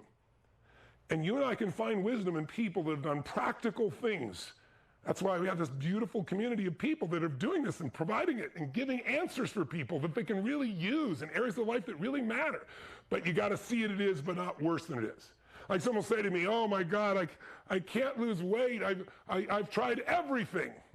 No, if you tried everything, you'd be fit. Come on, let's be honest, right? I used to say, I'm overweight because I'm big boned. I used to be 38 pounds heavier than I am now. I'm big boned. Well, I'm still big boned and I'm 38 pounds lighter for 30 years, right? But the stories we tell ourselves that make it worse than it is, why do we do this? Because we're so afraid of being disappointed. We're so afraid that what if I try this and it doesn't work, so we don't try it at all. But think about that. We're afraid of failing because the deepest fear everybody has, and I can tell you this because I've traveled around the earth, the greatest athletes, politicians, heads of countries, you name it, entertainers, children, the number one fear everybody has is that they're not enough. Everybody has it in some situation. Not rich enough, not smart enough, not funny enough, not sexy enough, not beautiful enough, not anticipatory enough, not something enough. Who's ever felt like you're not enough? Put the hand up there, make a little noise if you had it out there, ladies and gentlemen, let me hear you, right? So we've all felt it. But the deeper fear is if we are not enough, we're afraid we won't be loved. And love is the oxygen of the soul. If a baby's not physically loved, kinesthetically loved, if there's any nurses out there and doctors, they can tell you they develop something. It's called failure to thrive syndrome. They die if they're not physically loved, kinesthetically loved. That's how important love is to us. And so when things aren't going our way, we go, oh, it's not this, it's that I got ADHD, which might be true, but that's not why you're not succeeding. You know, Dean had that issue, so did, my friend Richard Branson. And hasn't certainly stopped them. So it's the story in our head, it's that belief that makes it worse than it is, so we don't try because we're afraid if I try and I fail, I won't look like I'm enough and I won't be loved. But it's not true. There's something more inside you. And the only way you're going to find it is like, how do you get through hell? Keep going. When you're going through hell, how do you get through it? Just keep going. You'll get to the other side, but we can show you how to do it with the least amount of pain. I mean, the whole value that I learned from Jim Rohn and the value of these 5 days for you is Jim Rohn used to say, success leaves clues. If someone is really successful at something, not once, not they lost 10 pounds and gained it back, not they made $1 million, they could have got lucky. Did they stay wealthy, not get wealthy? Could they stay in this beautiful, passionate relationship for 10 years? Did they keep their body in that place? If they've done that for 10 years, they are not lucky. They're just doing something different than you. They're not better than you, it's just different. And you know what? You can try and figure that out by trial and error and take 10 or 15 years and maybe find it out, maybe not. Or what I learned to do is find someone who's getting the result I want, study what they're doing, see what they're doing, apply what they're doing in the same way, sow the same seeds, and reap the same rewards. Does this make sense to you? That's the essence of what you've got to do. But you won't do it if you're constantly looking for why it won't work, why it won't happen, and making it worse than it is. And it's human nature to do it, so don't beat yourself up about it. That's what the mind does, but you are not the mind. You got a soul. You got a spirit. You know there's something inside you besides just the mind. And you can become aware of the silliness of the mind and free yourself. And during the time, if you decide to go on with us, we're going to give you a ton of tools and some simple habits that'll just change all that. That's my expertise. Besides building businesses, it's really how to change the psychology. Second belief that people have, that the command you got to have if you're going to be successful, different belief, is first you believe, you see it as it is. You don't lie to yourself. You don't go, oh, it's so great. That's bull. This is not great, but it's fixable. In fact, it's not great, and that's giving me the drive to make it better than it's ever been. That's step one. But then when you go to step two, you got to see it better than it is. If you don't see it better than it is, you don't have any leadership in you, right? If all you can do is see what's wrong. So in the middle of COVID, I told you my story because this is related to this, right? What happens? Everything that matters is being taken. By the way, my company is owned by my employees at this point. I've made enough money, so they make a great sum from helping people, and I just do this because it's what I love. I get paid to do it, but I'm not the owner of the company anymore. And guess what? They were losing $97 million because we didn't let anybody go. It's like, I want to keep everybody employed, but we couldn't work for 7 months. It's huge overhead. But guess what? We turned it all around because we saw it as it was. We didn't lie to ourselves. We didn't see it worse than it was, but then we saw it better than it was. We said, here's what we're going to find a better way. We're going to reach it. We're going to make it happen. And that sense of certainty is everything. And then the third part is once you see it better than it is, you got to make it that way. And that's where the strategies come in. Now, I'm a strategist. I know there are certain things, when you know them, they can save you a decade of time, energy, and effort. And I know it because I've been through it for 44 years. So it's not like I'm so smart. At this point, I have to be an idiot not to see there are patterns. There's patterns that'll make you angry, frustrated, stressed, overwhelmed, broke. And there are patterns that'll make you passionate, connected, alive, excited, playful, fun, generous, economically free. We think that our life, the patterns we're living is us, but it's not. It's just an old pattern. And any pattern can be changed. And so that's why I get the phone call. When, the child is, the sports star can't get on the stage. It's Serena Williams, and she just lost her sister, and she just can't handle it. And I got to deliver right now, get her back on the U.S. Open, and she wins. And people hear it. I got to turn the UFC guy around who's so angry from his last loss that he can't turn around, Conor McGregor. I get the phone call when the child is suicidal. Knock on wood, I don't lose those suicides. I could, but I haven't. I get it when it's an adult. I give a true story when the President of the United States calls and says, Tony, they're going to impeach me in the morning. What should I do? Not Trump, Clinton, right? So a little bit further back, so you know. And my first answer, Timmy, well, what should I do? They're going to impeach me. What should I do? My first answer is, could you call me sooner? It's tomorrow morning, right? But I figured out what to do because I put myself on the line because I didn't see it worse than it was. I saw it better than it was. And then I use some of these strategies that I've learned around patterns. But you won't get to those if you get stuck in something I call the tyranny of how. Please jot it down. If you want to succeed, you got to avoid this trap. It's a trap that most people fall in, the tyranny of how. What does that mean? Well, here's what happens. Tell me if you've ever done this.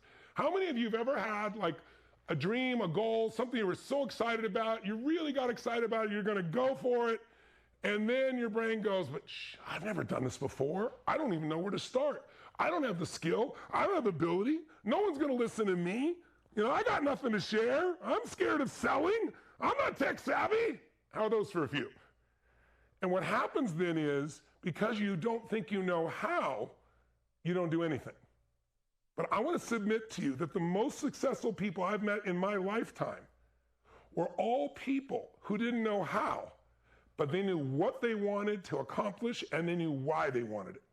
If you're clear on what the target is, there's a phrase, clarity is power. And by the way, tomorrow, one of our sessions is going to be helping you who think you have nothing to give to figure out there is something in there. And you're going to be surprised, or shocked. Or if you don't, for some reason, have anything at all that's useful, which I doubt seriously, you'll know who to find and how to do it. So you got to know what you want and why you want it. And if you know those two things, you can get through all these BS limiting beliefs that people have. Because you don't get into the how. If you get into the how, it brings back the brain that's fearful. But when you're in the emotional part, which is this is what I want, and these are all the reasons, please jot this down. Reasons come first, answers come second. Jim Rohn taught me that. Reasons come first, answers come second. If I got strong enough reasons to do something, I will figure out how. I didn't know how to connect with everybody and try to help everybody in the middle of COVID when I couldn't even have a group of 10 people. But I figured it out because it was so important. My vision of wanting to serve and the need for people, all the whys were so strong there that boom, all of a sudden this answer came. And now my answer has been modeled by people all around the world. Smaller versions, but a similar thing where people are modeling it. I love it. It means all of us can connect more. But the breakthrough came from that. It came from having that. Think about it. John F. Kennedy didn't go to NASA and say, guys, I'm going to talk about going to the moon, and I'm just wondering, do you think we can do it? Right? If he'd done that, we would have gone to the moon. But what he did, he got up in public and said, in this decade, we will put a man on the moon and return him to Earth safely here in the 60s and this decade. He didn't get to see it, but his vision led everybody. Guys in NASA are like, this is impossible. We don't have the technology to do it, and they didn't have the technology to do it. Do you know the technology right here in this little phone of yours right now has 10,000 times the power of the computer power of all the computers used to put us on the moon for the first time? It's insane what we have in our pockets, what's available to us today. But it happened. He didn't know how. He didn't let the tyranny of how enter. He said, this is what we're going to do and why. Think of it this way. When, Martin Luther King went up and talked about his dream, which, by the way, was not one of equity, it was equal opportunity. It was that men and women, boys and girls of every color, every gender would all be together in love. He didn't know how to make that happen, but he knew it was what needed to be done. He knew why it needed to be done, and he gave voice to it and inspired a generation until the President of the United States for 8 years in a row is African American. And now the Vice President of the United States, a female African American Indian lady of that descent. You don't have to know how, you have to know what and why, and have strong enough reasons, it will get you to the how. But if you start with the how, it's kind of like if you know the combination of somebody's lock to their vault, and you know the right numbers, but you put them in the wrong order, the vault doesn't open. If you know someone's phone number, and you dial the right numbers in the wrong order, you do not reach them. If you start with how, it's over. You have to get the what. I want. What do I want? What am I here to create? What do I want to serve? And I may not know, but I'm going to keep refining it, keep improving it. And why do I want to do this? What will it do for my family, for my friends, for the people I touch, for our economics, for the impact, for whatever is going to really juice you? And that's how you get over those different beliefs. Throw them up on the screen, those ones I just threw out real fast for everybody, if you would. Just here are like 5 beliefs that I hear people when they go to try and start a business. These are the ones, I mentioned them earlier. If you guys can throw them up, they'd be great. I mentioned them earlier. They're just really simple. It's like, no one's going to listen to me. You guys out there? Did I lose you? Okay. It's like, no, well, no one's listening to me right now, so I guess that's how it works, right? But like, no one's going to listen to me. Like, I don't have the background. That's a common when someone's trying to answer the how. But what's an antidote to that? Can you guys pull that up? Are you guys hearing me back there? Hello? Can you throw it up there for me, please? Those different beliefs? There we go. No, there we go. So no one's going to listen to me. So the truth is, people want to learn from somebody who's been through it and gotten a new result. Isn't that true? Or you get a belief like, I have nothing to share. Well, people are hungry to learn from someone who has something specific knowledge they can act on. I can help someone who really needs it. And I can help them learn from my challenges and pain and show them shortcuts. They don't have to go through that. Well, I'm scared of selling. How about, I'm not a salesman. You might think I am, I'm not. I serve. I love to serve. My whole thing is add so much value, do more for others than anybody else in the industry. When you do that year after year after year, no matter what's going on in your body or your mind, and you keep giving decade after decade, you build a brand. And now when you show up in a city, 20,000 people show up. Or we go online and almost 1 million people show up. That's what happens when you add that kind of value. And for me, it never came from selling. It was always serving. It was always, hey, how do I influence someone for a higher purpose? How do I get them through their fear? If I let them hang on to their fear and go, oh, well, this is good, I'll try it, their life will not change. So it had to be a mission. Or another one like, I'm just not tech savvy enough. I mean, today, it's like, if you can do social media with the tools we've built, you can literally have your business going up in an hour or less. It's insane. And the cost is virtually nothing by comparison. So all these beliefs just get in the way, but it's the how getting in the way. So I'll give you one more example. It's an example I love to teach business people, and I want you to hear this, and I want to ask you a question. So I want you to think, and maybe I can get you to put the answers in the chat. I'm used to my studio where I can hear you guys yell back here. I'm not hearing that, so we'll use the chat. So here's what I'd like you to try just for a second. Well, let me just tell you the story first. So you may remember back in 1985-ish, there was a man, his name was Mel Fisher, and he had a dream. His dream was to find treasure. He's a treasure hunter. And he had this dream of finding this Spanish galleon that supposedly sunk, back in 1622. And he's gonna find this galleon and find all this gold. And you know what's really crazy is he goes out and he convinces people to give him money, and he goes out and he spends a year and finds nada, nothing, zip, zilch, nothing. Can you imagine 365 days a year out on the water?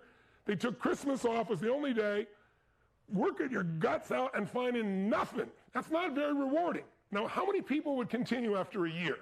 Very few. How about 2 years with nothing? How about after 5 years, convincing people to give him more money so he can go back out and look for this thing he's convinced is out there, but he has no map. He has an estimate. And after 5 years, one of the crew members gets swept away at sea and dies. And still has to come back and raise money. How about after 10 years? Who's going to keep doing that after zero return for 10 years? Well, I'll tell you who. Walt Disney did the same thing. Year after year being turned down, going bankrupt, being in this crazy place. I can tell you, Colonel Sanders going out on the road, trying to talk to people, convince them to use his recipe and give them a percentage of the profits. What are you, crazy? 1,099 no's. That's how many he got before he got his first yes, Colonel Sanders. It's insane. So most people don't. But after 16 years, guys, he found the Spanish galleon. 16 years. And it had $500 million of gold in it. Now, you can't live on that, but it gives you a good start, right? So think about this. 16 years. So now here's what I want to ask you, and I want you to put it in the chat for me. I want you to actively sit up in your chair and think, because this is not about just hearing, right? So what would you have to believe in order to keep going for 16 years and eventually find that gold? Because remember I said beliefs create or beliefs destroy. Whether you think you can find it or not, you're right. Because when you're certain about something's not going to work, it won't. When you're certain something's going to work, you'll find the answer. So what would you have to believe? Throw it in there. What would you have to believe? I see people say I have to believe in myself. I have to believe anything's possible. I have to, okay, I've seen several of them so far. That's good. I believe it'll happen. So the number one belief you have to have, if you're going to go 16 years, you got to believe it's there. It's out there. If you aren't certain that gold is there, if you're not certain that this business, even though you don't know how to do it, could lead to your own level of financial freedom and a meaningful life where you're helping people, and you get to be home and do it on your terms, if you don't get that certainty, you're not going to follow through. But these 5 days, you can build it if you don't have that yet. That's part of what we're doing this for. What else would you have to believe besides it's there? What else would you have to believe? Put it up on the screen. What else would you have to believe? I have the right vision, right? I believe in abundance. My trauma was worth it. I got to believe in myself, believe it's necessary. Okay, you have to believe it's there. Number two, you got to believe is I will find it. If you know it's out there, but you don't believe you're going to find it, you're not going to follow through. I will find it. And he had both beliefs. It's out there, and I will find it. That's how you keep going for 16 years. But you need one more belief to sustain that kind of action. What else would you have to believe besides it's out there, I must find it? What else would you have to find? What else would you have to believe? I see somebody saying, it's worth it. It's worth it. If you believe it's out there and you're going to find it, but it's not worth it, you're not going to keep going. And these are the same three beliefs that allowed me to transform my businesses, especially my core company, when I was feeling like, man, I'm working around the clock, 20-hour days, it's just not working. I'm just like, I had to remind myself of the treasure that I had, that it was out there, and be certain of it, and make myself certain, see it, feel it, experience it. I had to remind myself, inside me, I've got the tools. I will find this. It might take longer than I think, but it'll be worth it. That was the third one. It'll be worth it. It changed everything. It took me from a business that was suffering to a business I ended up selling for $200 million just 5-6 years later. That kind of change is possible for any human being. And again, you don't need $200 million, you might need $1 million. Maybe all you want is an extra $50,000 a year, $100,000 a year, $2,500 a month, part-time doing something you love. You get to decide where to start, and if you start small and you keep growing, you will build to something pretty extraordinary. So I'm just trying to call to you here to say, decide right now that I'm gonna master, not dabble. If you dabble in shit, it feels good, and you make yourself feel good about you, learn some stuff, but that's not gonna change your life. Action's gonna change your life. So at the end of this little session here, I wanna make sure we're gonna give you 3 little assignments, really simple. But I want you to use them and get yourself to do something, especially if it's a little uncomfortable, because that's how you train your nervous system to keep breaking through and having the quality of life you desire and you deserve, as opposed to excuses about why you're not where you want to be. So let me finish by, first of all, how many got a good feel for what's possible from this sharing this here? Good, good, good. And I want you to know we're going to take you through each skill set you need, and I also want you to know that to implement those skill sets, there's technologies now that, again, can do things in minutes that would have taken months or years, did take months or years in my history and career. So you're coming at the right time in an industry that's growing. So I'm always asking, like, what is it? Why to do it? When's the right time? Well, what is it? Self-education is a business. It's extraordinary. Why? It's the absolute perfect time. It's growing faster than almost any other industry, and people want it now. They're hungry for it. They need to self-educate. And in a position where it can give you the level of fulfillment you deserve and still have the quality of life that you want to. It's all those things. So let's do this. I don't believe information should just end with information. I think you get information so you can make a decision. Are you with me on that? If you think about your life, the only thing that really changes our life is not knowledge, it's action, but all action is fathered or mothered by a decision. In fact, if I were to ask you to think back over the last 5 or 10 years of your life or more, and could you think of 1 or 2 decisions that you've made that if you would have made a different decision, your life would be completely different today? Like decision where you decided to go to school and then you met the love of your life, or a decision what you decided to do for a living and how that's changed the way you live and what you do, or the decision you made to get married or divorced, or decision to have children. There's so many decisions that if you made a different decision, you know your life would be very different. Better or worse, I don't know, but certainly different. But the one gift our Creator has given us that is sacrosanct is the ability to make our own decisions. We get to choose what to believe or what not to believe. We get to choose to take action or to pull back.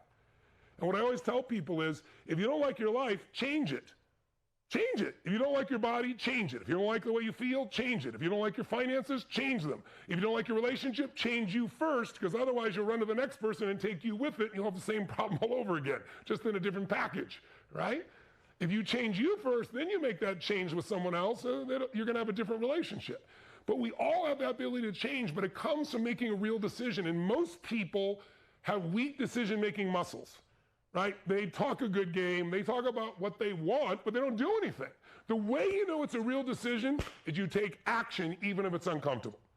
And by the way, if you're a little fearful at any time this week or after this week as you're going to build your business, that's called natural, right? It's like when people talk about someone who's courageous, courage doesn't mean you're not afraid. Courage means you're scared shitless, but you do it anyway. And then you build muscle, and they get better and better and better. And then everybody goes, wow, you're so confident. No, I was scared out of my mind. I just kept going. Now I'm not scared anymore. I've built the understandings, the tools to make this happen. So a decision is when the word decision comes from like incision in Latin, to cut off everything except what you're committed to. So if you were to make 2 decisions right now, I don't give a damn what they are, that would serve you, I think that might be the way to finish this little portion. And then I'm going to bring out an incredible lady for you, because you might say, well, that's Tony Robbins, he talks 100 miles an hour, I don't relate to that. But you see this beautiful soul come out here and hear her story about how she's built her business and how she's get to be home with her kids, how she's making millions of dollars doing what she loves, that started with a little camera. Jenna Kutcher, you'll hear that next, and then we'll give you the assignment to wrap up. But let's do this. I'm going to ask, if you would, the way you use your body will determine the way you think and feel. And so if I said there was a depressed person behind curtain number 1 over here, and I give you a $100,000 donation to your favorite charity if you could describe that person, in the chat box, real fast, What's their posture like if they're depressed? Tell me, put it in the chat box. What's their posture like? There we go, slumped, good, slumped, downward, good. Where's the head? Up, medium, or kind of down? Where would you say? Down, down, down, down. You guys know, okay, good. Are they breathing full or shallow if they're depressed? Full or shallow? Shallow, shallow, shallow, so you all know exactly, right? Is there energy, are they talking loud or usually more quiet if they're depressed? Which one? More soft, more quiet, very good. So if the shoulders are down, the head's down, breathing shallow, talking more quiet, they're gonna feel depressed. Now, you take that same person and put their shoulders back. You have them breathe fully. In fact, I'd like you to try something. Would you stand up just for a moment if you would, please? Because you've been sitting for a little bit. That's great. And shake your body out just for a second. Get the blood flowing through your whole body. You too, Sharon Leong. I see you there, sweetheart. There you go. Good. Shake the whole body out, Wake it up, wake it up, wake it up. Okay? Make a little noise, because making a sound. Make a sound like you're totally excited. Even if you're at home in your room, go and make a little noise. Come on now. Make some noise. Awesome. Now, stay standing for a second, and I'll show you something that the research found. At Harvard, about, 5 years ago, I've been doing what I'm doing for 35 years with the greatest athletes and people in the world, and I've always shown that if you change the body first, you change the mind faster. You can try and think your way out of things, but it rarely works. But if you make a radical change in your body, yes, then all of a sudden your body goes, holy shit, he's about to do something. We got to get ready, right? Well, this woman at Harvard did this work on what they call power postures. And here's what they did. Put your hands on your sides of your hips like this, like you're Wonder Woman or Superman or Batman or whatever your model would be. And Susan Beasley, if you're willing to, let's have you guys try this. You can stand up and put your hands on your hips. I'm watching you. I'm on top of this. That's it. Nice, Jackie. Okay, so stand like this just for 2 minutes. Your shoulders are back. You're breathing fully. And here's what they proved. By standing like this for 2 minutes, and I don't teach people to do this, I do something much more dynamic, but just feel your body, breathe fully, shoulders back, head up, and in 2 minutes, here's what the research shows. You will increase the testosterone released in your bloodstream, whether you're a man or woman, doesn't matter, by 33% within 2 minutes of standing this way. You'll reduce cortisol, which is the stress hormone, by 25%, and you're 33% more likely to take an action. Now, from this position, which I wouldn't have people be static, just try something right now. Make a move that makes you feel strong. Just make a move, maybe say yes as you do it. Make a move and shout yes. Make a move, yes. Do it again stronger, yes. Yes, yes, yes, yes, yes, yes, yes, yes. Oh, yes. Okay, now stay standing, and if you've got a little notebook or an iPad or something you're writing on, I'd like to ask you to grab it with that, but stay standing, don't sit. And we're going to just answer a couple questions from a great state. Now, here's what I want you to do. First, I just want you, you've got your paper, your pen, or whatever you're going to use, stand tall still.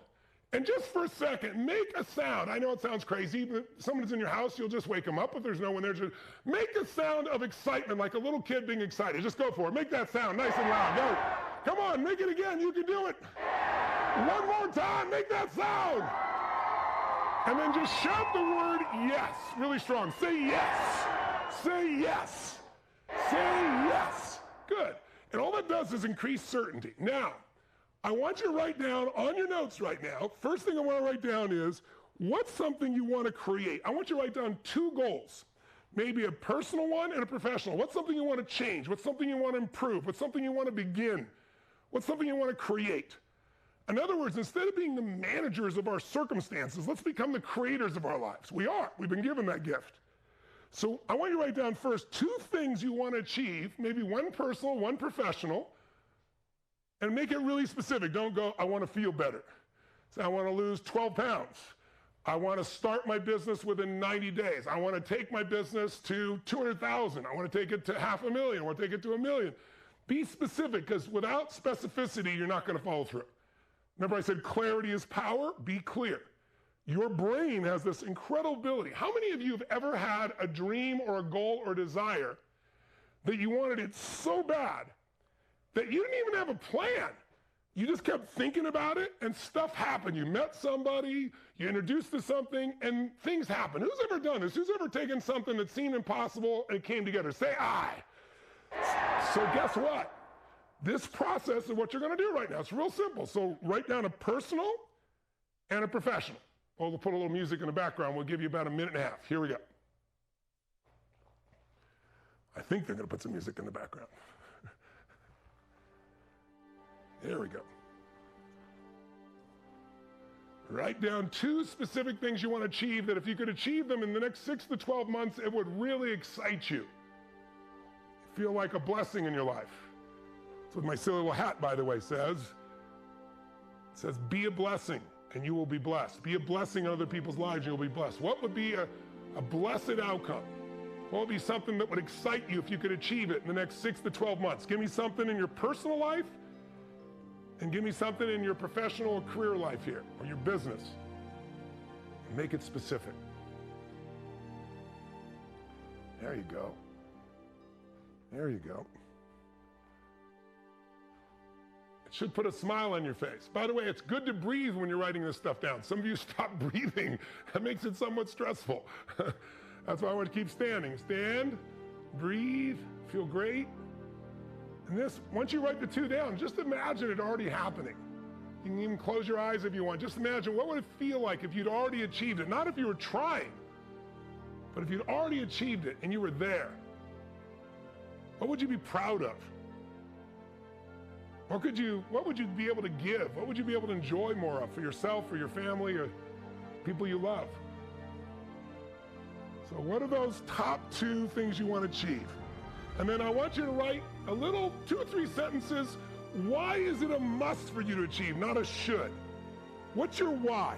If you could achieve this, what would it mean to you? What would it mean to your family? What would it mean to your economics? What would it mean to your fulfillment? What would it mean to your relationship? What would it mean to your energy, your aliveness, your excitement about life? Why must you, not should you? We don't, we all say, I should do this, I should do that. We don't actually change, we just should all over ourselves, is what I call it, right? But if it was a must, when it's a must, we find a way. I always tell people, if you want to take the island, burn your boats. Because as long as there's a way to go back, you will when you get scared. But if you burn your boats, you're going forward. That's what decision means. So decide, why am I going to achieve this?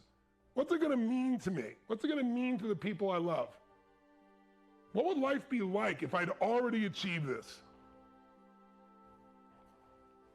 And get it where it really gives you some energy as you think about achieving it. And again, once you've got a strong enough set of whys, you can close your eyes again and just feel as if you just achieved it that moment. How would you celebrate? What would it feel like? What would the experience be? That's it. You're doing great, guys. Wonderful. You're just doing the first couple steps of taking your vision and making it real, right? That's what this is all about. It's about how to take what you dream about and start to convert it into reality. It starts with specificity, clarity, really simple. And it comes to having strong enough reasons so that when stuff doesn't work, because it won't most of the time, you don't give up. You just try another approach, It's like Mel Fisher. So he got to his $500 million. More importantly, he discovered something no one had discovered before. Pretty cool feeling to be a treasure hunter. Maybe we're all treasure hunters. It's looking for the treasure you want, not the treasure I want. What do you want? And why do you want it? And then I'm going to give you a third question once you got enough reasons. And the third question I really want to write down is, what's gotten in the way in the past? If you had this dream or goal in the past, what was the limiting belief? What was the limiting habit? What was the limiting emotion? I let myself get stressed out. I told myself, I've tried everything, and of course I didn't, or I would have found the way. What was the old BS belief system? BS, bullshit belief system. Excuse my language, but they're the same thing, aren't they? Right? And if you can see it as BS, it'll free you. So what old belief, what old emotion, what's gotten in the way in the past? And what's it cost you? What have you missed out on because of that silly belief?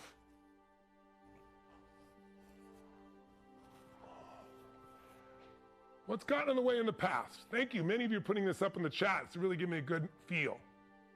I must lose weight to be strong, Melissa. Good. I have to be alive for my kids. I have to prove to them they can do whatever they want. They don't have to go through what I've gone through. They can be strong and be more. Nice. That's it. I need to be a life coach, to be a mentor, to help people, to get in digital marketing. I need to lose 4 more kilos. Good. Sharon Leong. I must lose weight, increase my vitality, better movements and flexibilities. Good. Janice, stop drinking. Wow, Janice, that's a beautiful goal. No judgment about it, but it'll free you. Because unfortunately, alcohol is a depressant. That's it. Become worldwide recognized in my business. Nice, Melissa. The old limiting belief. It's dangerous to lose a salary. Maybe it's dangerous to only have one, right? That's it. Time to be over COVID. Nice, Linda. I'm going to do my own podcast within 4 months. Oh, I like the timing on that, being really clear. That's great. I'm going to learn how to sing for myself so I can worship my Heavenly Father with my voice He gave me. Beautiful, Lucine. I'm going to heal naturally my thyroid gland issue. That's beautiful. Write a play or a musical. Become a great philanthropist. Stop telling myself I don't deserve it and I won't succeed. Free myself from these old fears. I've created a podcast and written a novel within 3 months. Melanie, like. I want to be of service to more people. Be the female Tony Robbins. Thank you. That's a nice compliment. Launch my son and his dad within the next 2 months. Oh, every son deserves a dad. Very nice. I like it, Nathan. Great. So write down what used to get in the way, and here's the last question. What needs to change now? For you to make this real, what needs to change now? What do you need to believe, and what action do you need to take? But let's just start with your belief. What needs to change now so that this time you really actually achieve these dreams? What do you need to let go of? What do you need to forget? What do you need to focus on instead?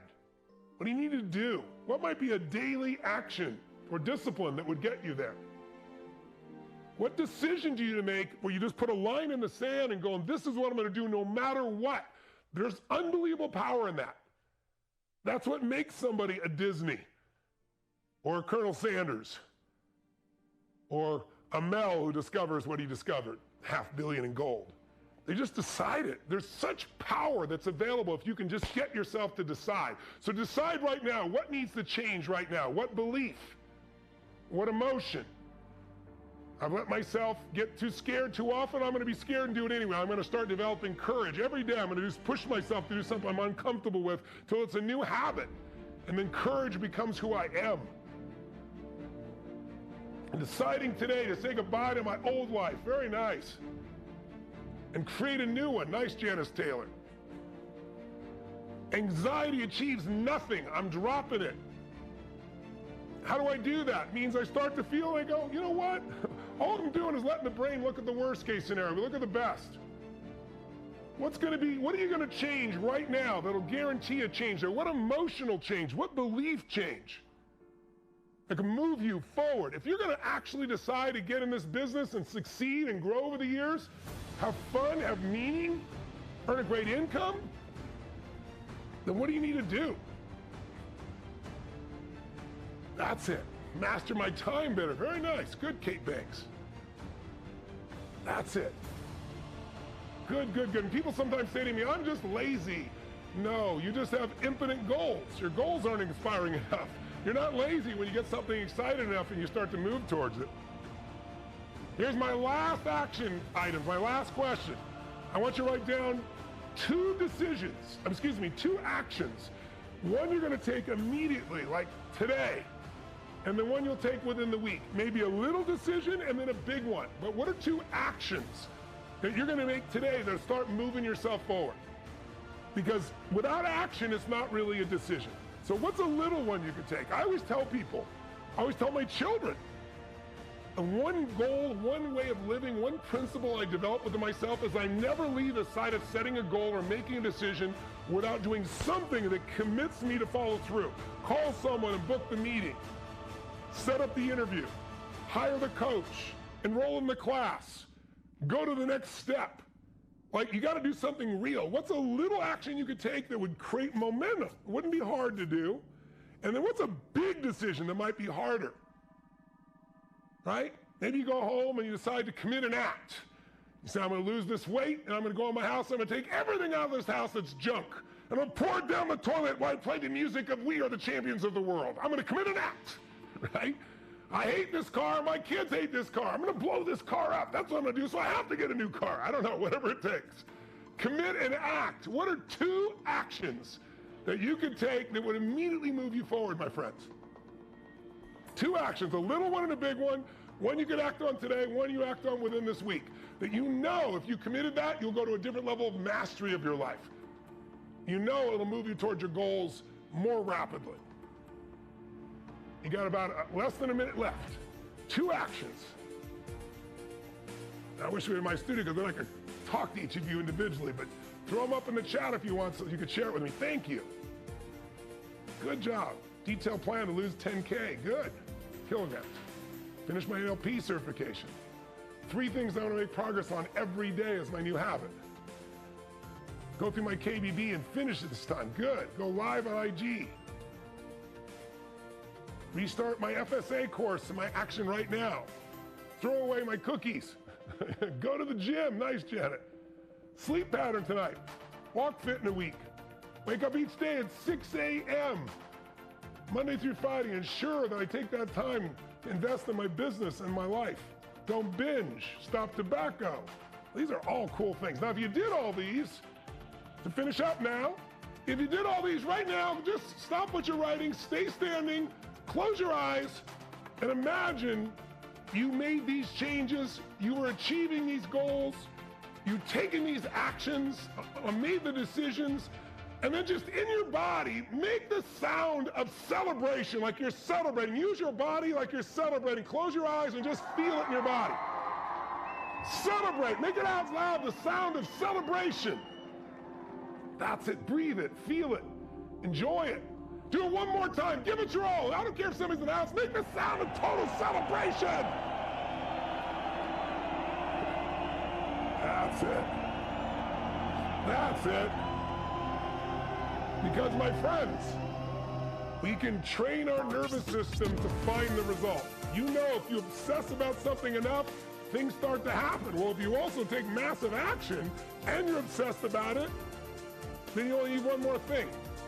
Grace. Some people call it luck, some people call it God. Grace. And it's amazing how grace moves to you when you work your ass off and you're crystal clear on what you want, isn't it? So this has been beautiful. So let's do one last thing. Most people stack all their failures. You know what? You ever overreacted talking to your child or somebody and afterwards feel bad? The reason you overreacted is not what they did. It's that they did it again, right? Who knows what I'm talking about here? Put your hands up, make some noise there if you know what I'm talking about, right? And did you know that if you get really angry for just 10 minutes, your immune system is suppressed for up to 5 hours? But did you know that I discovered by looking at the opposite that you can stack positive experiences? When I say stack, think of a good thing, and while you're still thinking of another, and then another, and it wires your nervous system to feel good. So let me give you this last little gift before I go. Stay standing, shake your body out, make a move that makes you feel strong. Make a move that makes you feel strong. Say yes, say yes, say yes. Good, now close your eyes while you're standing tall, feeling great.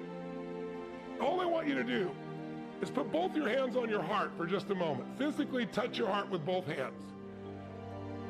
And as you touch your heart, breathe deep into your heart. So you feel like the blood coming into your heart, feeling fully alive. And then we're going to bring in some gratitude. I want you to think of 3 moments in your life you could feel so grateful for. Why are we going to do this? Because the 2 things that mess us up are fear and anger. And the antidote to fear is gratitude. You can't be grateful and fearful simultaneously. The antidote to anger is gratitude. You can't be angry and grateful simultaneously. So let's just stack a few things we're grateful for before I bring our final speaker on with you. Touch your heart, breathe deep in your heart, and feel your heart. See if you can feel even the heartbeat itself. As you're breathing in your heart, I want you to think about how grateful you are for this heart of yours that was given to you. Feel the strength of your heart. Feel the power of your heart. Feel what you're proud of that your heart has guided you to feel or give or experience. And as you breathe deep in your heart, your nervous system starts to change. You don't even have to know it. But while you're touching your heart now, I want you to think of a moment in your life that you could feel deeply grateful for if you wanted to. It could be a moment from 20 years ago or today. It could be as a child or as an adult. Just a moment that you could step back into And if you wanted to now, really feel the gratitude of that moment in your life. Could have been the moment when you met someone you love. Could have been a beautiful moment with family or friends. Could have been a beautiful moment you were accomplished something you were proud of. Could have been the moment of a birth of a child. What's just a beautiful moment that you can give yourself the gift of remembering by stepping into it? And that's what I want you to do. Think of any memory like that, step into it, like in your mind as if you're stepping back into that moment, looking through your own eyes, seeing what you saw then, right now. Breathe in the way you're breathing when you felt so grateful now. Hearing what you heard then now, either what you said to yourself or what someone said to you. Just feel it. Give yourself the gift of feeling this beautiful feeling.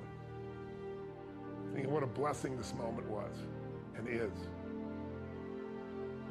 And then while you're still feeling it, think of a second moment you could feel grateful now.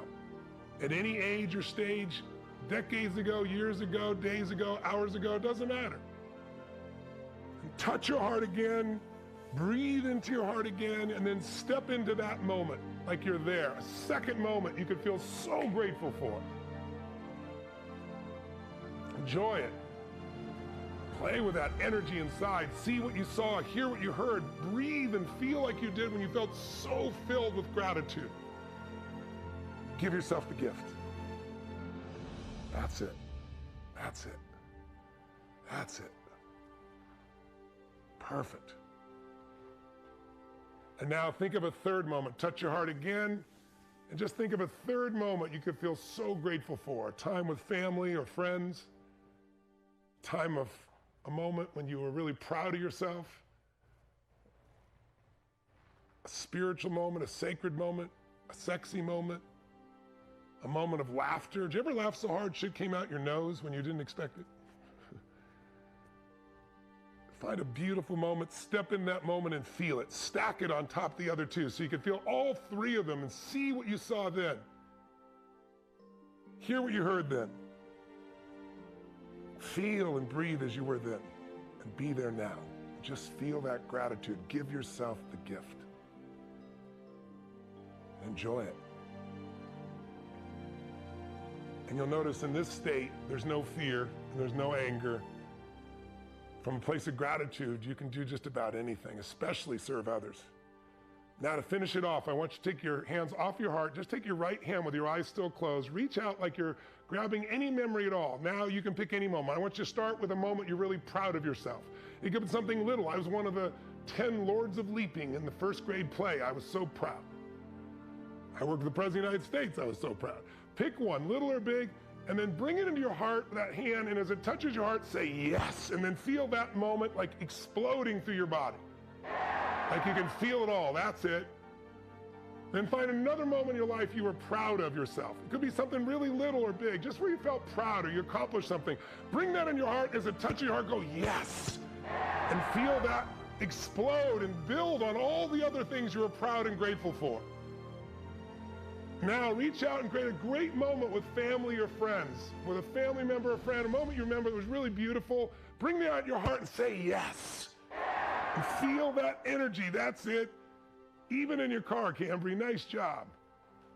Beautiful. And reach out now and grab another one. This time, grab a moment, grab a sexy moment or a romantic moment in your life. And if you've never had one, make one up, why not? Bring in a sexy or sensual moment, bring it in as it touches your heart, go yes. Grab another sensual or romantic or sexy moment with your right hand. Bring it in, stack it on the other one so you fill them all and say yes. Think of a funny moment. Do you ever have something happen that was so silly or stupid that you cracked yourself up or you couldn't stop laughing out loud? Think of a silly moment, something someone else did or something you did that made you laugh out loud. Grab that moment, bring it in and shout yes as it touches your heart. And then find another funny moment, reach out and grab one more silly moment, bring it in and go, yes. Now I want you to imagine that God's gonna give you a trailer to the future of the universe, where you're gonna see some images of the future. Reach out right now and get a moment in the future you're gonna be proud of yourself for something you've accomplished. Grab something out of your future, something that's coming, Bring in your heart, say yes, and experience it like it's happening right now. Yes. See it and feel it like it's happening. Reach out and grab another moment in the future you're going to be proud of yourself or you're going to accomplish something you're really pleased with. Bring in your heart and shout yes. Feel them all stacking together. Bring in a moment in the future where you're going to laugh out loud about something silly, and bring in your heart and go yes. Now, I'm going to give you 20 seconds to get as many things as you want. Just reach out. It could be a sexy moment. It could be a funny moment. It could be a sacred moment. It could be a moment of achievement, a moment of pride, a loving moment. Go, and it's yes for each one. Just do it at whatever tempo you can. Go yes. And feel them all stacking on top of each other, one on another. On another, you got 10 seconds. 10 seconds. 5, 4, 3, 2, 1. All right, stop. And open your eyes and notice how you feel. How many feel pretty damn good right now about your life and what's happening? See, most of us are chasing a future where we think we're going to feel good when almost all the things you already want are in you. Love moments, joy moments, laughter moments, romantic moments, spiritual moments. If you build up and stack, as we'll show you more, the good, then when the negative comes up, it won't stop you. Listen, I've gone way over my time. I have no clue. I didn't even look at my watch. So thank you for visiting with me. I really welcome you to our challenge this week. Own your challenge, live it, commit every day to be here with us. And I'm going to bring you our final speaker. And our final speaker, by the way, is an educator. She's a digital marketer. She's a podcaster. She's a hype woman. She's an overachiever. She's a mama. She's created a multi-million-dollar empire that started with a $300 camera she got on Craigslist, and now she inspires millions of people. She's the host of her own entrepreneurship podcast, Gold Digger, and she's going to show you how she got where she is. So give up your energy, ladies and gentlemen. Beautiful to be with you. Give it up for Jenna Kutcher. Give it up. Oh, good to see you. Hello, everybody. Oh my gosh, this is so fun. I was literally just watching all of you getting cheerful and feeling that energy that Tony brought and really connecting with those moments and those memories. And I mean, Tony Robbins just opened for me. So this is an amazing day in my life too. Now, for those of you who don't know me, following such tough acts with Dean and Tony, I want you to first know that a lot of the things you might be thinking and feeling as we talk through all of these ideas of owning your future and building this plan, you might be thinking, well, who am I to do this? I'm not a Dean Graziosi. I'm not a Tony Robbins. Well, neither am I. And the beautiful thing about what we've put together, the beautiful thing about what we've created this week, is that if you are here, you are already a part of the movement. You're proving that there is power in learning, in equipping yourself. And so as we start to move forward into this week, I just want to remind you, if you're thinking, I'll never be a Tony Robbins, I'll never be a Dean Graziosi, that's great. You're you, and you're here for a reason.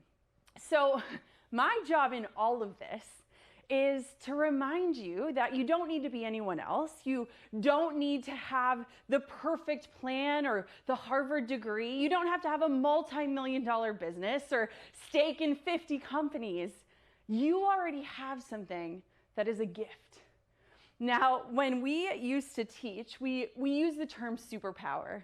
And I remember having a debate with Dean one night, and I said, you know, Dean, I just don't connect with that term. Sometimes I wonder, like, what is my superpower? I'm a mom of a toddler with another one on the way. I live in small town Minnesota. I was somebody who found myself maybe where you are today. I remember I graduated college. I got that degree. I got my position. I worked in corporate America. I found myself in what I thought was the dream. You know, on paper, it looked amazing. How many of us on paper or on social media, our life is like this highlight reel? But when we look at it, we're wondering, where is the real in all of this? It might not feel shiny or sparkly. It might not look perfect. But the fact that you're here right now, that you're with us, is proof to me that you know there's something more. And it doesn't mean you have to do more. It means that you might have to change how you're approaching things. It might mean that you have to change your mindset. It might mean that you have to start believing that you actually do have this unique gift, this ability. Dean calls it an uncommon or unconscious competence. And the fact is that I connect with that idea a lot more than the idea of a superpower. So if you're sitting here and you're thinking, I'm just a normal person, I don't know what I have to offer, I can't imagine standing on a stage speaking to other people, I want to make a difference, but how do I actually do that? Then I want for you to know, first and foremost, that you're welcome here, and that over the next 5 days, the days we get to spend together, we're going to equip you with the tools and the tips, but it's not to make more of us, it's to empower you to start showing up with confidence. Now, the thing is that Dean is, 20 years older than me. Tony is 30 years. I might be dating them a little bit. I have to Google who Jim Rohn is and if he's dead or alive. Some of those things I don't connect with, but here's what connects us. This common thread is not that we're extra special or that we're gifted, is that we simply started. One of the biggest things that I've seen these days as I work with a ton of women and men alike is that we're so worried about how messy starting is that we pump the brakes before we even give ourselves a chance to try. Think about it. I want for you to raise your hand if you can relate to this, because in today's world where we live out our highlight reels, where we share those beautiful best moments of our lives, we're afraid to show anything that could possibly appear messy. How many of you have ever taken a photo, maybe there's background in your house, there's clutter, and you clear the clutter out of the frame before you take that shot so that it looks clean and perfect and beautiful? Your clutter is welcome here, because guess what? That mess is what's going to become your message that is going to actually inspire. Now let's talk for a minute. It's really easy for me to come up here and say, I'm just a mom. I'm just a small town Minnesota girl. I was just a wedding photographer. I'm just this or just that. But I want us to lose that terminology, I'm just. Because one thing that I've learned is that life is an incredible teacher. Life has taught us lessons. Today, life is bringing you this knowledge, these lessons. We are not just anything. We are creative. We're multi-passionate. We're multifaceted. We're excitable. We're hopeful. There's so much that we have going for us. And what Tony was saying is when we focus on the fear, when we let that have the power over us, we're never going to start. It's really interesting to me because I actually entered this self-education industry only 5 years ago. So if you're looking and you're thinking, I don't have decades to do this, I don't have all the money to put into going to seminars to learn, we have come into your home for free this week to give you the tools, but mostly to give you the permission to simply start. You being here shows me that you're curious, that you're wondering, okay, what is next? How do I take an uncertain future and create some semblance of certainty for me? I remember when I was in corporate America, I remember sitting down at a desk with my boss. She started giving me my 3-year plan. It was filled with promotions and raises. And I remember thinking to myself as she said this 3-year plan, I don't want that. I don't want that. And I remember looking over to the left, and there was this frame with her 2 beautiful children in it. And I thought to myself, she spends a lot of time at this office. I wonder how much time she gets with her kids. I wonder if the ladder that she's climbing is the ladder that she wants. And at that time, I didn't even want to become a mother, but I remember connecting with this idea that I had started to climb a ladder that I didn't even want to be on. What would it look like if we started building our own ladders? Not to get to the top of the mountain alone, but to start climbing to places that are defined by what success means for us. The beautiful thing that I want for you to see and pay attention to is that Dean, Tony, myself, all the speakers, we define success in different ways. Success to me looks like not having to set an alarm clock. It looks like putting my daughter down for a nap and being with her when she wakes up and when she goes to bed. It looks like having the ability to spend time with my family and make work secondary. And it wasn't always like that. But what's beautiful and what I want to invite you to understand is that the world that we find ourselves in today has fully equipped us to not only learn from home like you're doing right now, but to be able to teach and impact from home. We spend most of our time in this tiny remote town in Minnesota with 1,200 people. The nearest Target is 2.5 hours away, and I am able to impact millions of people by using my laptop. Isn't that insane to think about? I don't need to get on a plane. I don't need to be away from my family. I can literally log on to Wi-Fi and make a difference. So I want for you to start thinking about this. What lessons has life taught you? You know, we sometimes disqualify our competence, the things that come easily to us, because we so easily discount the fact that they don't come easily to other people. It's like we're so close to our own genius that we're like, everyone has to know this. This is just common sense.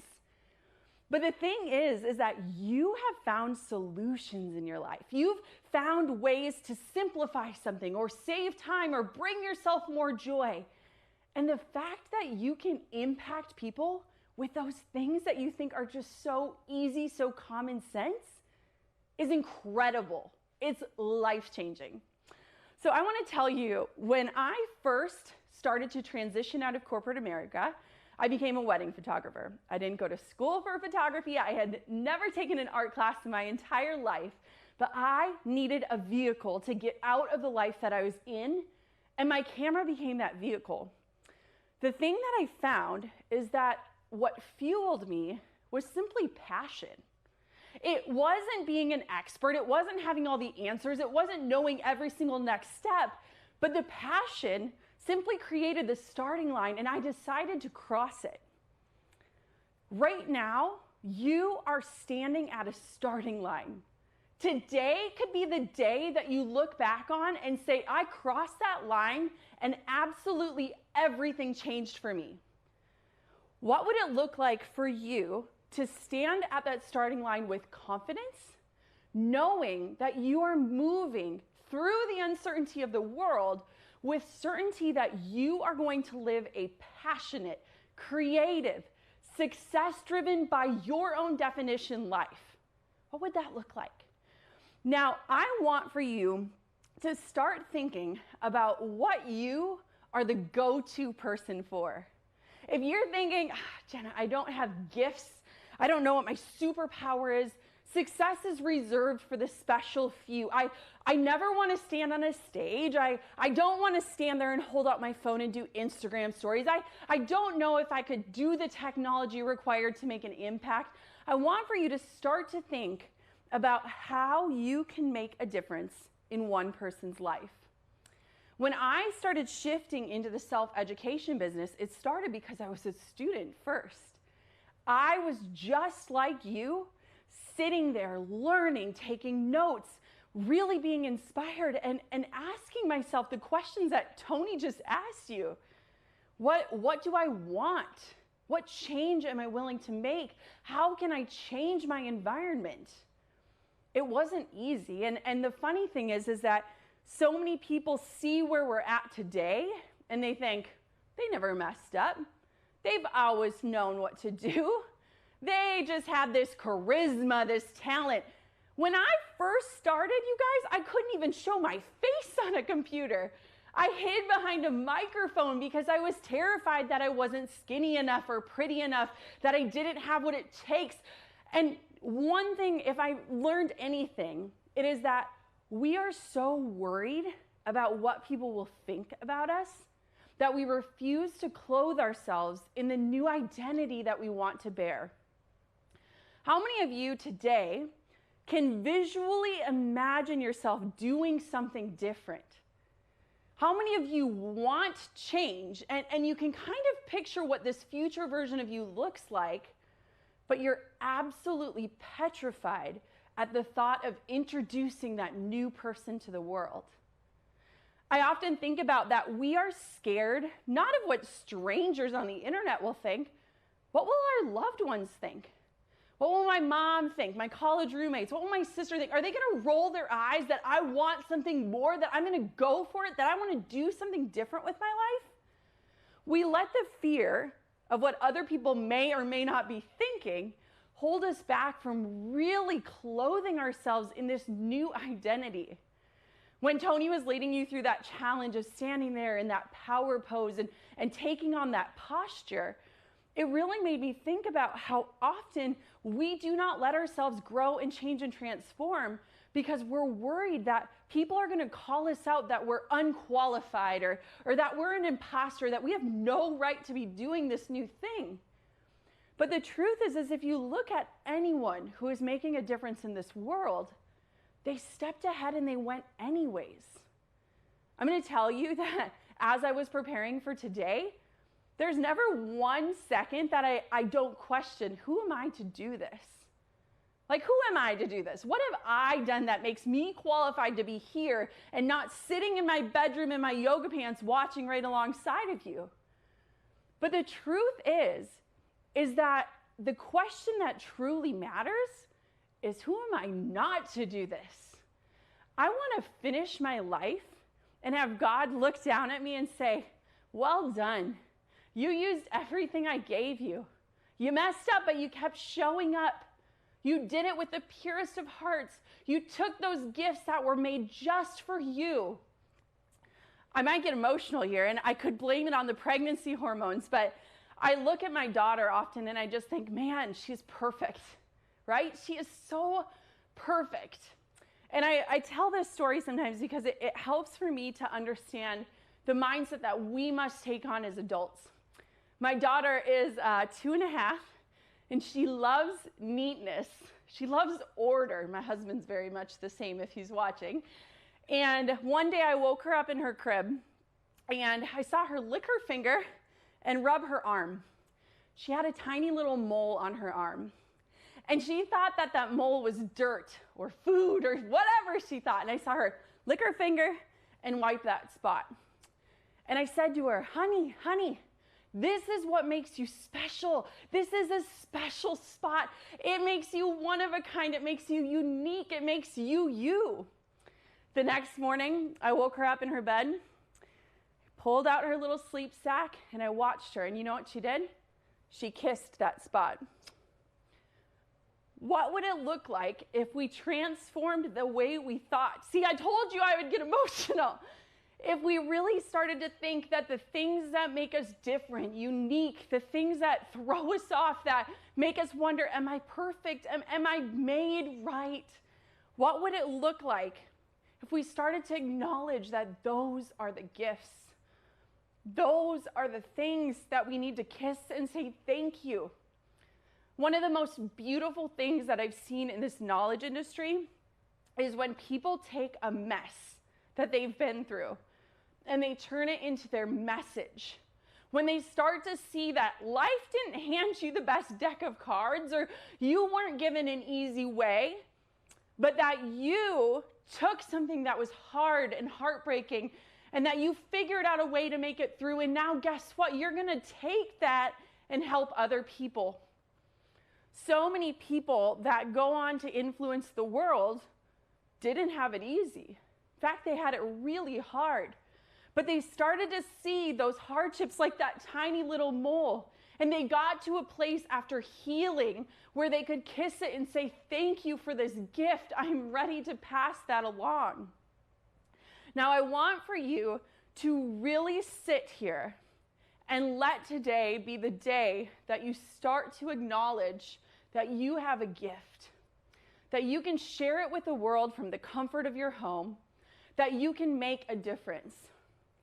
The final thing that I want to share with you is that when you start to hear about the masses, right?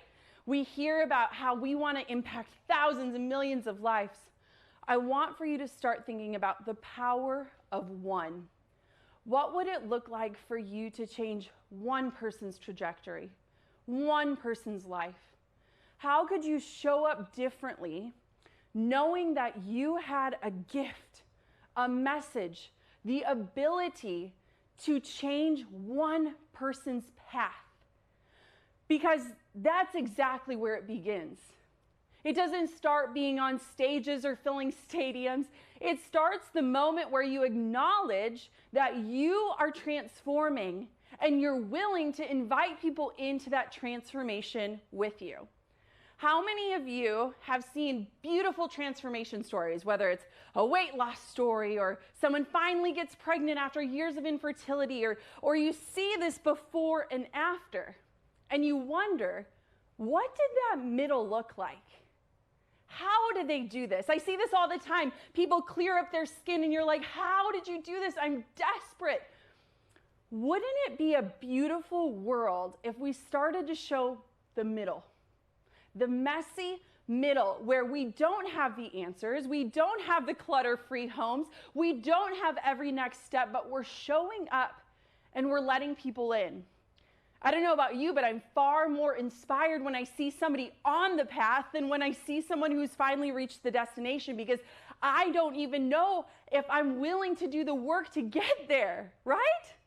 I mean, I see those weight loss things and I'm like, so what did they do? Am I willing to do that? And probably not. Okay, so how do we start to create a movement where we allow people to step in the middle and watch us transform?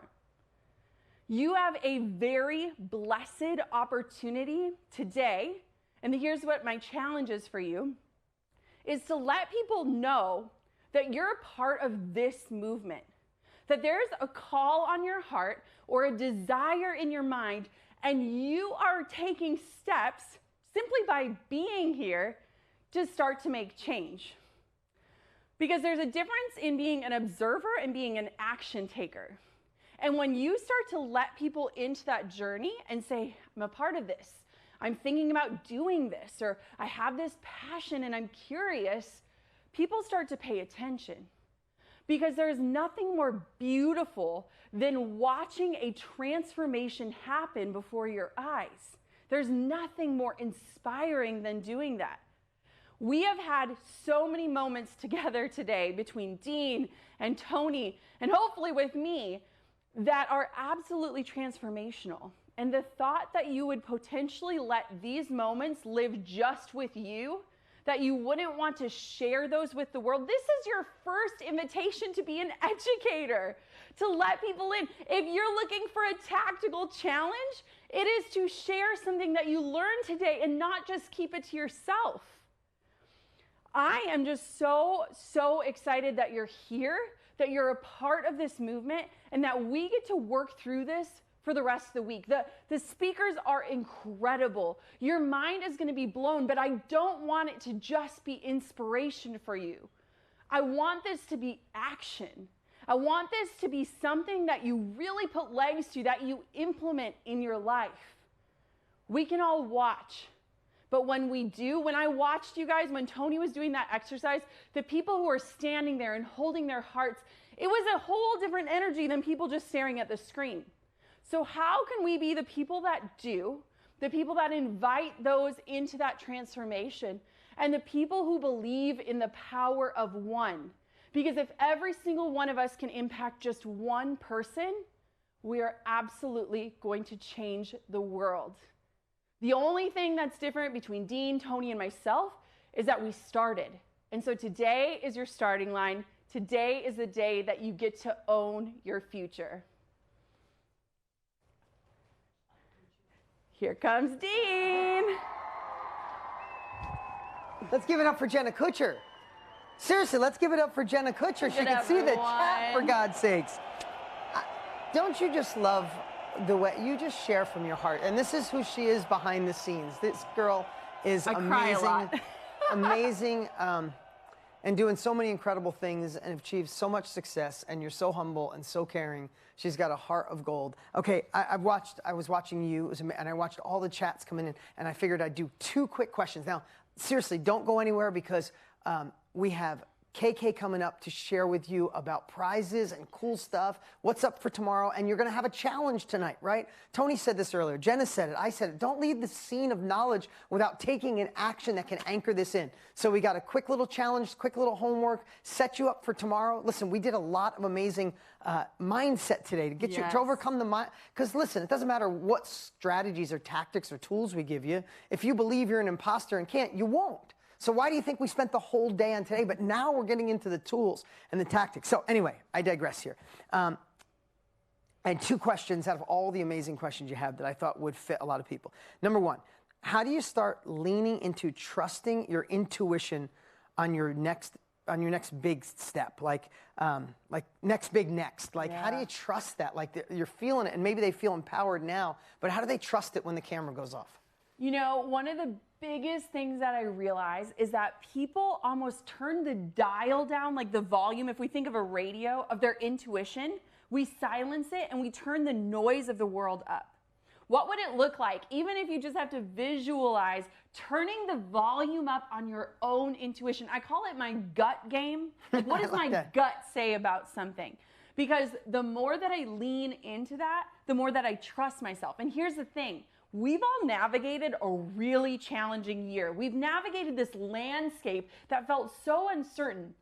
And if you can't look at yourself and what you did, even if it was just survive last year, and say, I am smart enough to figure out what's next and what's after that and what's after that, man, you got to turn the volume up on your intuition, because it has gotten you this far and it's going to take you to where you want to go. And I think that's the biggest gift. I love the gut game. Yes. I love that. There's so many people posting. Go with the gut. Okay, one more quick question. For people out there starting, how do you continue to build that next level mindset? Like, you leave today. I saw a lot of people say, I'm fired up. Thank you, Tony. Thank you, Dean. Thank you, Jenna. I'm fired up now, but what if this fades and I get in my head again? So with mindset, I want for you to know that it's not a destination.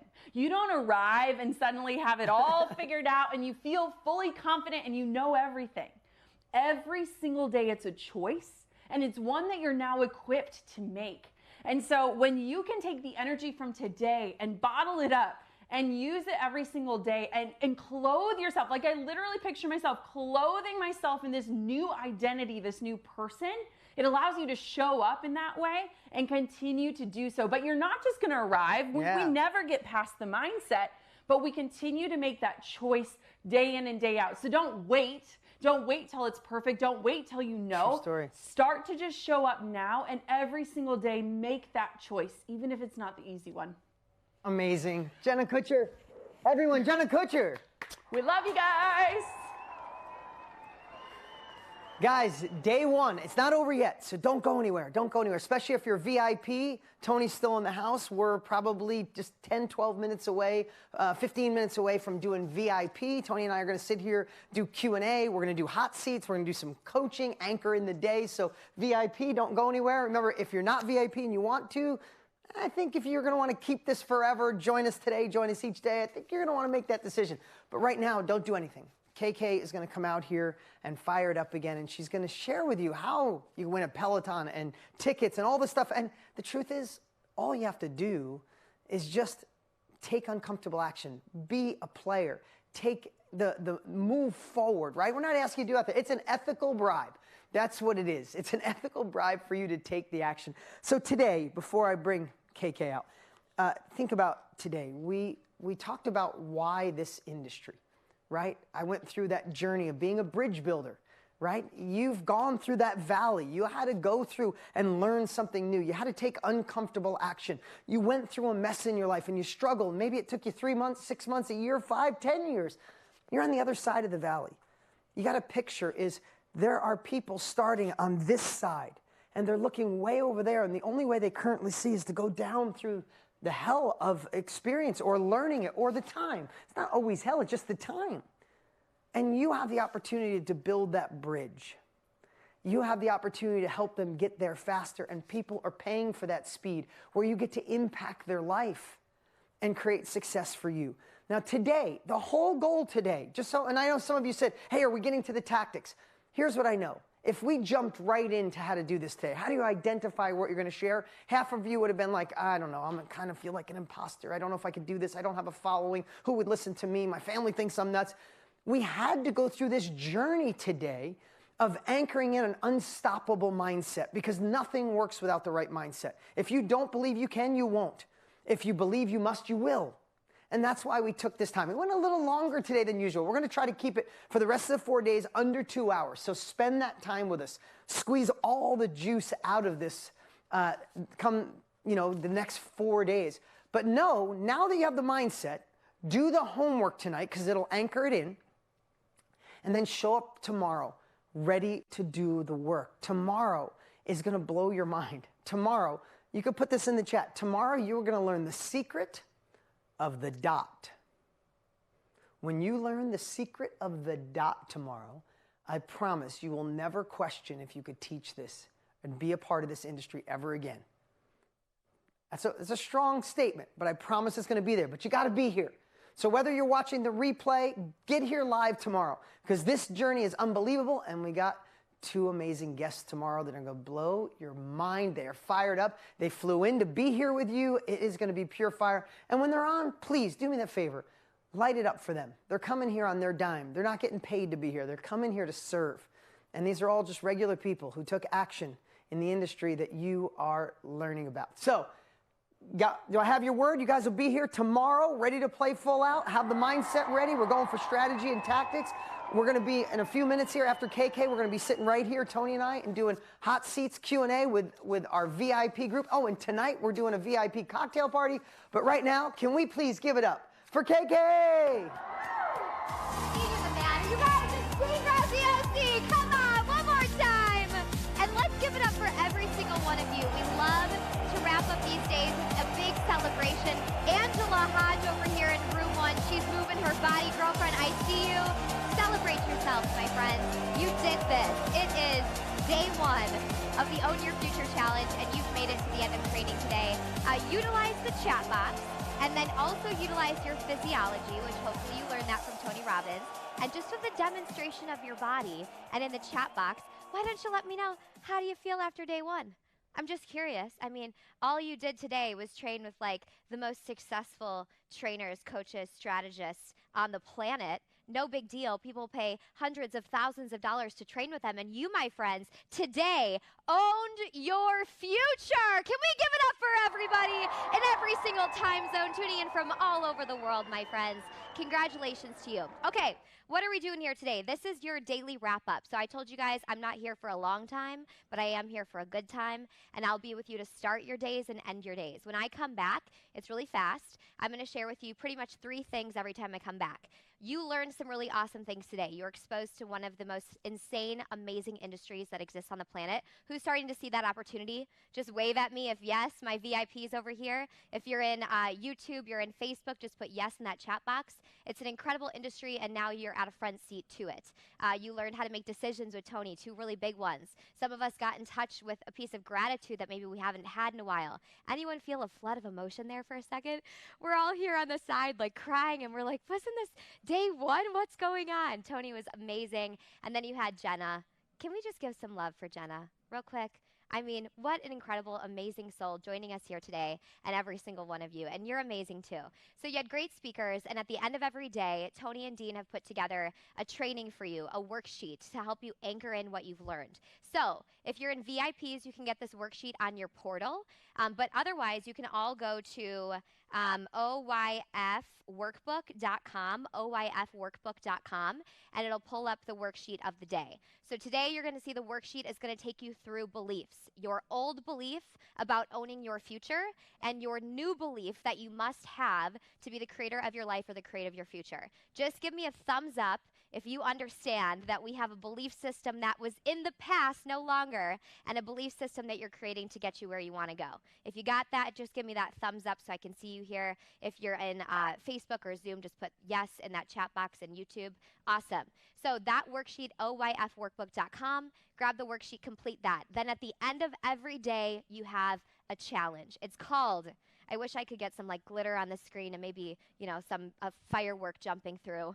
But it's called the Uncomfortable Action Challenge. Okay, the first thing that Dean did when he got up here was share with you that you're going to kind of take a little bit of a dip as you go through this journey. But if you're committed to get to the other side, is it mandatory that you may have to take some uncomfortable action from time to time? Yes or yes? It's pretty much a guarantee. If you want to stay where you're at, no action required. If you want to move forward, you got to do it. So every day of these 5 days, we're going to give you an opportunity to take uncomfortable action.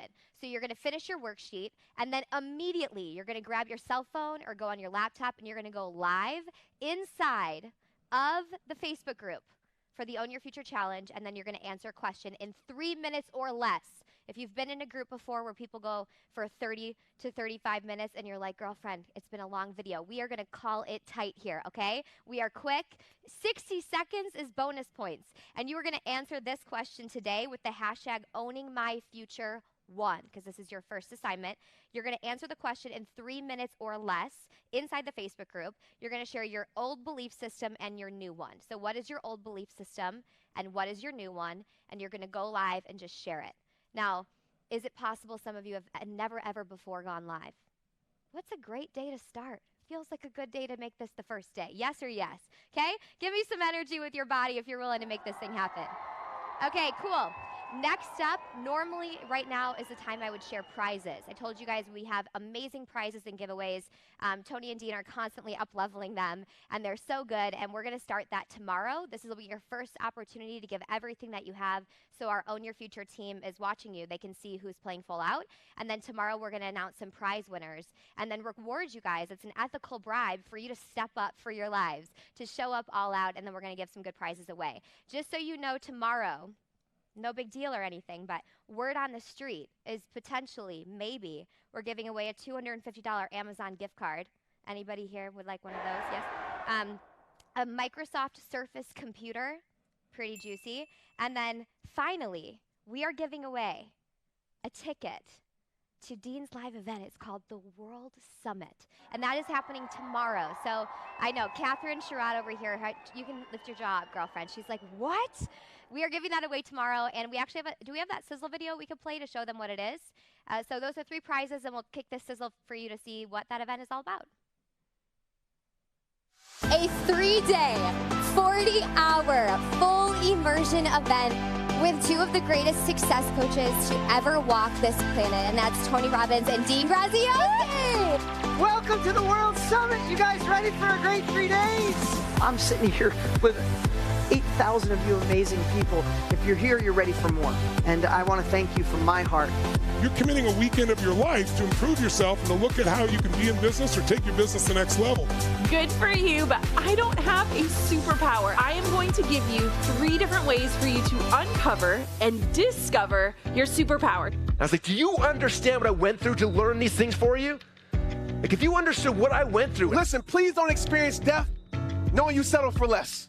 You should be hyper-focused on your audience. Whether you have an audience of 1 person across the table from you, 1 person on the telephone, 10 people on a Zoom call, or 100 people in a room. Pay attention to your audience. Open your mind to say, I'm not settling for who I am today. There is another level. Who's got another level in them? You're all wanting to make something perfect before you begin. You want to make sure it's the perfect completed process. If I did that, I'd never be here. It might feel a little uncomfortable because it's getting real. It is time to launch. It is time to enter. It is time to scale. I literally felt like I was sitting next to people in my living room. Thanks so much for having this event. You guys just did an amazing job. It was a wonderful event, and I'm so grateful that I was able to attend. I'm so grateful that I made that investment in me, because that investment is going to help change the world. Well, my friends, no big deal or anything, but that is the World Summit, and you could be attending that event with a little bit of focus and a little bit of attention to your energy and participation here at the Own Your Future Challenge. Are you up for this? Are you going all in? Remember, the hashtag for the day is #OwningMyFuture1. So once you go live, you want to put that hashtag in the caption. It has to be 3 minutes or less, or you're not involved in the opportunity to get the prize. If that makes sense, lean in all the way to the camera and give me that little head nod and say, yes, it does, KK. Okay, my friends, we are going to wrap up this day. Before we do, in just 5 minutes, we're going to take a 5-minute break once I'm done, and then the VIP coaching session is going to start. It won't be me up here. You're going to have Tony up here. You're going to have Dean up here, and our VIPs every single day of the challenge. You are going to be inside this virtual Zoom room with Tony and Dean, and you're going to be doing kind of laser hot seat coaching sessions. So they could actually pull you up and interact with you one-on-one. And so that is in VIP. If you guys want to be involved in VIP, you can look at all the details. I'm not going to spend a bunch of time here, but it's oyfvip.com, and you'll actually be in this Zoom room with us. So oyfvip.com, that's how you can upgrade into the VIP experience. Why would you want to do that? There's a whole bunch of reasons, but the coolest part, in my opinion, is that you get lifetime access to this event. So if you thought today was valuable, show of hands, anybody? You can keep it forever. Not a month, not a week, forever. So you'll get lifetime access to all 5 days. What else do you get? You get the hot seat coaching sessions after every single day of the training. One of the fancier bonuses is that tonight at 5, we are going to be doing a cocktail reception. Dean, Tony, it's going to be really great. Tonight only that is happening. And then 50 meals are going to be donated on your behalf to Feeding America, which don't we love a little bit of service involved in what we're doing in the world? To live is to give. Okay? oyfvip.com. VIPs, we're going to start right here in 5 minutes, so grab a quick snack and then hurry back. And then, my friends, you learned from Tony that energy is everything. We can't leave the room today unless we celebrate what you did today. Showing up, playing full out, being on time. You have 4 days left. Can we do anything for 4 days? Yes? Are you fully committed to showing up here and rocking this house, stepping into the future that you know you're made for? Then get up out of your seats if you can stand. If not, you rock that chair. Breathe in. Own your future, my friends, and celebrate yourself one last time. VIPs, we're getting started in 5 minutes. We love you guys, and we'll see you soon. Bye-bye.